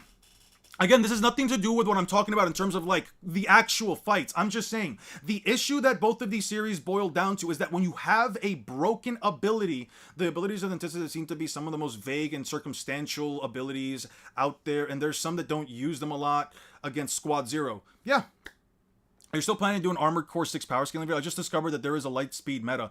I might actually look into it again. I haven't tried to do any like recording for like game stuff yet, because I decided that like I can sort of move that along after the 10K. I really want to focus on this anime stuff for a bit. But I am going to eventually do some Armored Core scaling and stuff. What ability did any of them have that he had to think about? Byakuya's pedals, he just overpowered. Grimjow's powers was speed, which again just got overpowered. Yeah, and that's the thing with Ichigo, right? It's like Aizen, like with Aizen, the only real counter was just don't look at the blade. Okay, cool. With Grimjow, I mean, he didn't have any special powers. Grimjow was just, hey, what's up, Red Monnery? With Grimjow, for example, Grimjow doesn't have any special powers. He's just punches and kicks and slashes. That's it. Ulquiorra is just punches and kicks and slashes, and I guess an energy blast, right? Lanza del Relampago. I get the chills when I see Goku versus Piccolo fight. That is a good fight. But yeah, I'm not talking about the choreography, guys. Just to be clear, we're not talking about choreography. We're not talking about like the actual quality of the fights. I'm just saying, with Bleach, when it comes to Bleach, the issue with Bleach is that, again, like with Dragon Ball, what's my opinion on Fairy Tail? I like Fairy Tail, but it got to certain points where I was just starting to get like tired of like the gooning. Or like, listen, I like me a cute anime girl as much as the next guy, but at a certain point, I don't know, man. I just constantly see these girls in like bathing suits and like I don't know, like with Fairy Tail, there was a lot of fan service that kind of like took me out of it. I remember seeing Brandish's outfit for the first time. I think she just walks around in a bikini with a large fur coat and high heels. I'm like, yo, first of all, she's not good for my health, but like, and peak character design to be fair, but it's like, I don't know, man. Fairy Tail's all right. It just I can't stand a series that just revolves its entire concept of fighting around the power of friendship. Oh, I'm gonna beat you because you made my friends cry. It's not for me, dude. It's not for me. I did watch it all the way up until like Natsu beat what's his face, the dragon dude, Acnologia, and then I was like, you're telling me that the final fucking battle of the series has Natsu get a giant flaming dragon hand, not even a giant flaming dragon hand, because there's no Bajiranga. No, he just has an enlarged flaming dragon hand and he just punches him in the face. Like, alright, sure. I guess power of friendship is all you need. Not gonna lie, all of this is another complaint of the MC. All of this is another complaint of the MC being too simple. But that's the thing, an MC can be simple as long as they use their abilities creatively. Ichigo doesn't really, even Goku uses his abilities creatively. Like, I'll at least say, combining the Kamehameha with instant transmission to do an instant close range big ki blast attack. Sure, it's not that creative by all intents and purposes, but hey, at least for Goku, shit, I'll give it to him. Him developing a way to fight around hits, time skip by watching Vegeta fight and then just preemptively blocking the next time he thinks that like hit's gonna land an attack.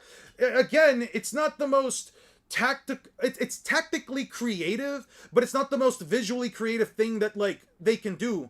Is more focused and less powerful. The Final Flash is a ki blast in all directions. It doesn't shoot in all directions. That's a fucking lie. That is a lie. It literally just shoots forward. It is just ki blast that goes forward. That is power and speed focused and yeah, but none of that is stated within the series. You're just trying to explain it in a different way. They are big ki blast that goes into a direction. You are comparing two similar ki blasts too. What am I comparing though? Like, what's the difference between a super Kamehameha and a Kamehameha? One's bigger than the other. It's the same thing as like a large Rasengan, dude. I'm not saying that there's anything wrong with it, but it's not that there's just no big difference. Like, would I really tell you that there's a difference between Rasengan and massive Rasengan? I guess by the size, sure. But like, what's the difference? Like, can you actually tell me what is a functional difference? Because you're saying it has speed and power, but that's never stated within the story. It's never stated the Final Flash has more speed and power than a Kamehameha. You're describing it as such, but it's never stated within the context of the story, right? It's never stated that a Masenko is a more wide-ranged and ferocious energy blast that deals kind of electrical damage. It doesn't say that, right? I'm not sitting here and saying that like Dragon Ball ki blasts are also all trash. I don't think that they're trash. But the thing is that there is no substantial difference, no functional difference between them. I'm explaining them as shown and stated. Stated and displayed. Well, shown and displayed are the same thing, but it is not stated to be different. There's no stated difference. Yes, it shoots out in all directions in front of Vegeta. You mean it just, again, that's just the Kamehameha. Let me, all right, let's look at them, right? You say it shoots out in all directions in front of Vegeta. Final Flash. Fair, right? Okay. Final Flash, Vegeta, right? Sure, I'm gonna pause this and just get to the point where like Vegeta charges the thing up. By the way, Android 16 just standing there will always forever be funny to me. It will always forever be funny to me because it's like this dude should really just be getting the fuck out of the way, right? So he's charging up his attacks, blah blah blah blah blah. He's charging up the energy blast. Oh, look at that. Does it have any lightning damage? It looks like sparks of lightning. I can't tell you that. But it doesn't really matter because it's just an energy blast. He's charging it, he's charging it, he's charging it. Yeah. And then he lets it go, right? He busts his load, he blasts him, right? Is there anything special here? Nope, it's just energy blast. It's just energy blast. You say it fires in all directions in front of him? My dude, it's just big energy blast. Of course it would fire in all directions in front of him. It's big energy blast. Now let's look at, I don't know, Father, Son, Kamehameha, right? Actually, no, I'll give you Warp Kamehameha. I'll give you the Warp Kamehameha, right? Let's move this at, 1.5 times speed. Yeah. Goku's charging, he's charging his energy blast. They're saying, oh, he's also going to blow up the Earth. And then, right in front of him, he busts his load all over Cell. See? Just a big energy blast right in front of him. Yeah, just a big energy blast. Did the same thing. Did the exact same thing. I don't know what to tell you, man. Like, they're just busting their loads on their opponents. That's all they do. That's what a Kamehameha is. Frieza's lasers were cooler than a Kamehameha, in my opinion, in terms of power, just versatility and visuals. Again, it's a visually distinct. I will always grant you that. I will always concede that point. They are visually distinct. A Final Flash is a big yellow blast. A Kamehameha is a big blue blast. A Death Beam is a tiny, thin finger blast. Sure, you could say that the Death Beam doesn't explode or the explosions aren't as big as much, but there is no functional difference. One can probably pierce through the chest. Oh, I guess this one didn't blow up when it exploded. It just pierced through my chest. Cool. Sure. It's a thin laser instead of an exploding laser. I guess that's the difference. I don't know, man. Warp Kamehameha, that's just a normal Kamehameha with the instant transmissions. What's the difference with Getsuga? When does Ichigo teleport in front of his opponent? When does Ichigo use another attack to teleport in front of his opponent to use it? What's the difference between a Getsuga Tensho and a Getsuga Tensho? Kids are watching. Kids are watching. I guess that is true. My apologies. Ichigo's solution, everything is just getting stronger. He literally is next to no intelligence. I don't know. That's a lie. Make it... See, okay, you guys are... Yeah, what do you think about Jugram's The Balance and it reversing either good or bad fortune? He doesn't use it much for key parts of a battle. Yeah, I'm gonna be honest with you. Jugram's ability for, like, the balance just feels like the antithesis. They kind of just feel the exact same. Like... all the misfortune that happened to me and all the good fortune that's happening on you right now, I'm just going to balance them out so that now you're fucked up and I'm not. That just sounds the same to me as the antithesis, where it's like, if I'm in a bad situation, now you're in the bad situation and I'm in the good situation. It just feels like the same ability. I don't know. Maybe there's like a legitimate functional difference between them, but they just feel the same. Aknologa isn't the final of Fairy Tail. There's a whole arc after that. I know there's a whole arc afterwards, but I stopped caring afterwards. He has Flash Step? Yeah, okay. So what's so a Flash... Okay, so the Warp Getsuga Tensho. That's compensation for... But it's not teleportation. Who's the biggest gooner, Sanji or the author of Fairy Tail? There is no way you're going to convince me that Sanji could have thought up of half of the designs they thought up of Fairy Tail, especially Lucy in a fucking... Lucy in a freaking, what was it? I think it was like a gypsy belly dancer girl outfit. Was that canon? I don't remember if that was canon. I just remember seeing at some point Lucy in a belly dancer's outfit, and I was like, oh, come on, man. I don't want to watch all my series with one hand, bro. You're ignoring the properties of the... But what are the properties of the blast? Can you please tell me what the properties of the blast are? Can you please tell me?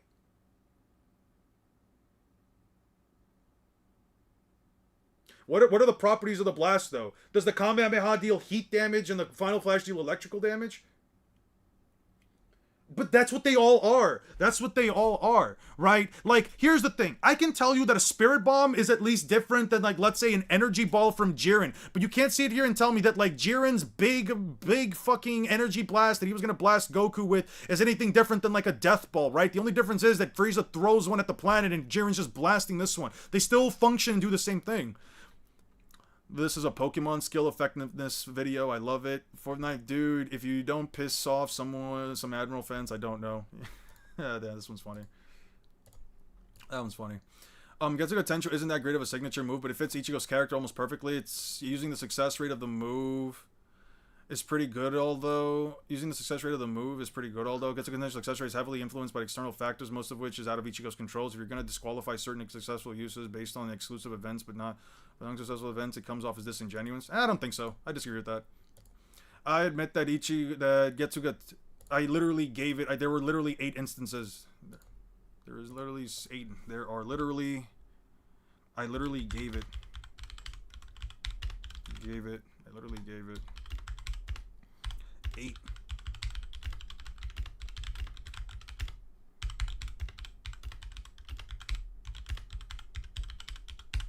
its numbers. I admit that Getsuga peaked in Soul Society because of the impact it had on the fights. Fought Renji, Byakuya, and Keisuke.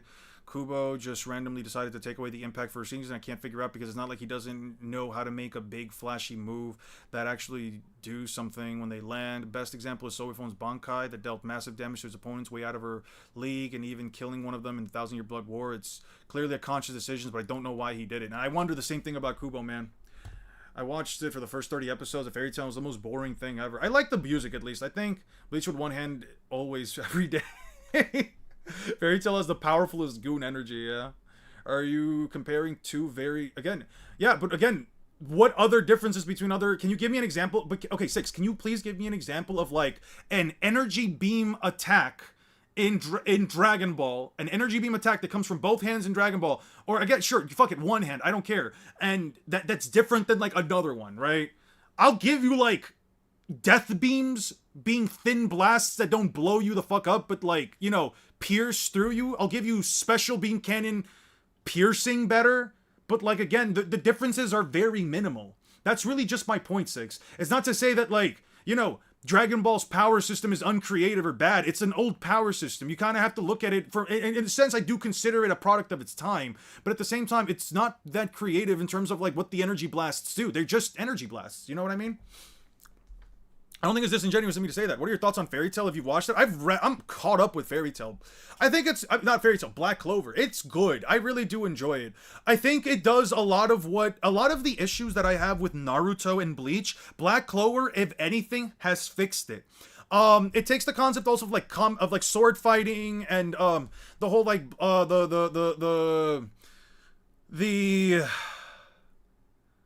the prodigy rival with the hardworking Asta. It takes a lot of the concepts and use them very similar. Rather use a Destructo Disc and a Getsuga Tensho. Listen, I'd rather use the Destructo Disc. At least Vegeta told Nappa to dodge that thing. The Final Flash has always been a very long charge up and uses Vegeta's Life Force. Where is it stated that it uses Vegeta's Life Force? Does Final Flash use Vegeta's Life Force?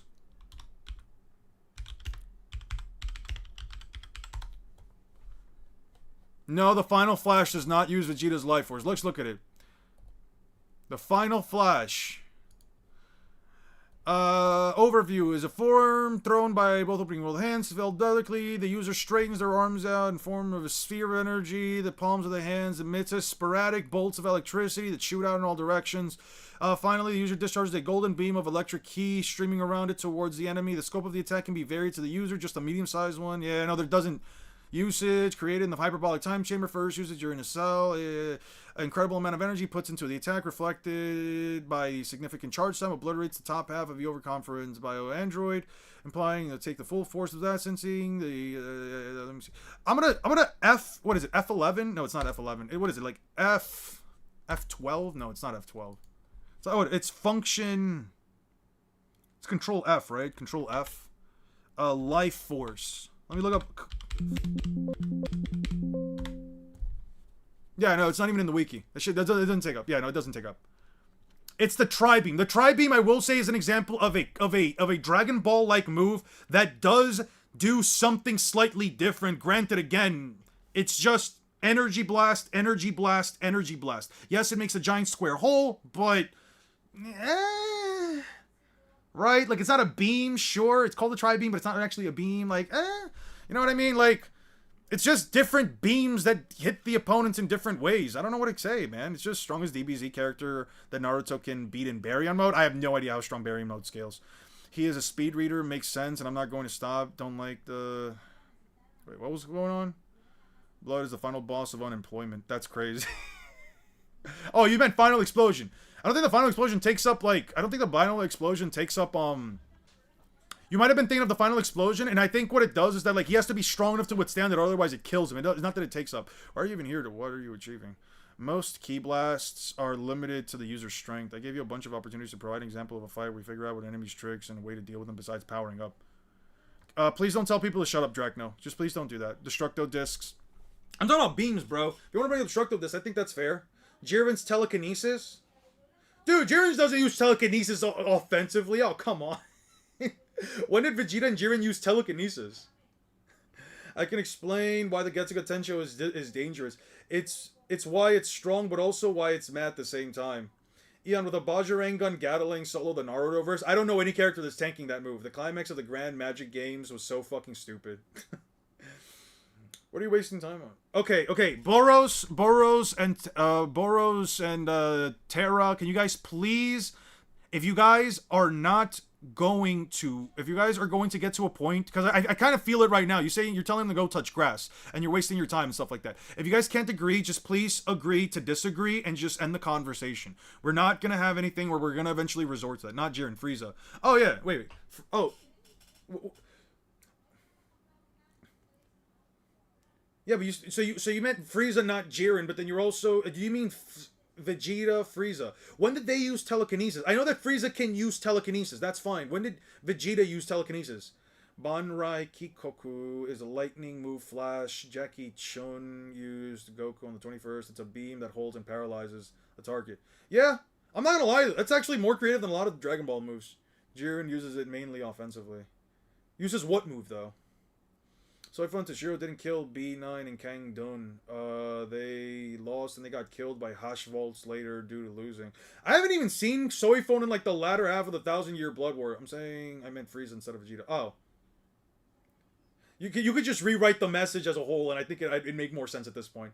Man, isn't Clorox such a good series? It produces such civil discussions. All right, guys, I'm gonna probably take a step back now. How well does Godzilla's atomic breath hold up as a signature move? They'd be hurting. I've seen it hurt people. I've seen it rip an entire thing to half. Goku used telekinesis to throw Moro. Did he? Probably. I'm kind of recalling that. Basically, look back at Kenpachi's explanation of spiritual pressure. Getsuga is just a concentration beam of that, and you can look at every feat of spiritual pressure negging stuff. Yeah, but it doesn't make it move any better. It doesn't make the move like it doesn't make it satisfying as to why the move fails. Because then why does a regular slash work when it fails? You know what I mean? Like, sure, the whole spiritual pressure toughness thing is a thing, but I have not seen the Rezi movie. Spiritual pressure versus Haki when? It's only me or One Piece is the reason why I have a huge liking for fur or feather cape fashion. I can name many moves that go against that line of logic, like hits time powers. So he got faster against Byakuya, got faster against Grimmjow, got faster against Stronger Energy Blast against Ulquiorra, so in every case his solution was just powering up. Goku rarely uses telekinesis or mind reading. He did use mind reading once, wasn't it on like Krillin? Jesus Christ! What the fuck was that about? Actually, like he just touched Krillin's head, absorbed all of the information that had happened, and he was like, okay, and he just never uses it again. What the fuck was that about? Like, I don't know, man. It was kind of weird. Guys, I think I'm going to let you guys go. I do have to go get lunch. I do have to eat something. I know we didn't get a chance to watch anything, but I will be streaming on Friday. Guys, not Friday. I will be streaming this Sunday. This Sunday, my mods want to have a debate. We will have the debate. I'll chat with you guys for a little bit, and then we'll go. Final boss arena? That's pretty fucking cool. That's pretty slick.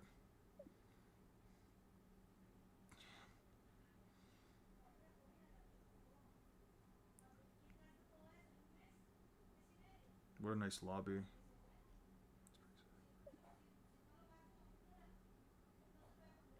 And on phase 2.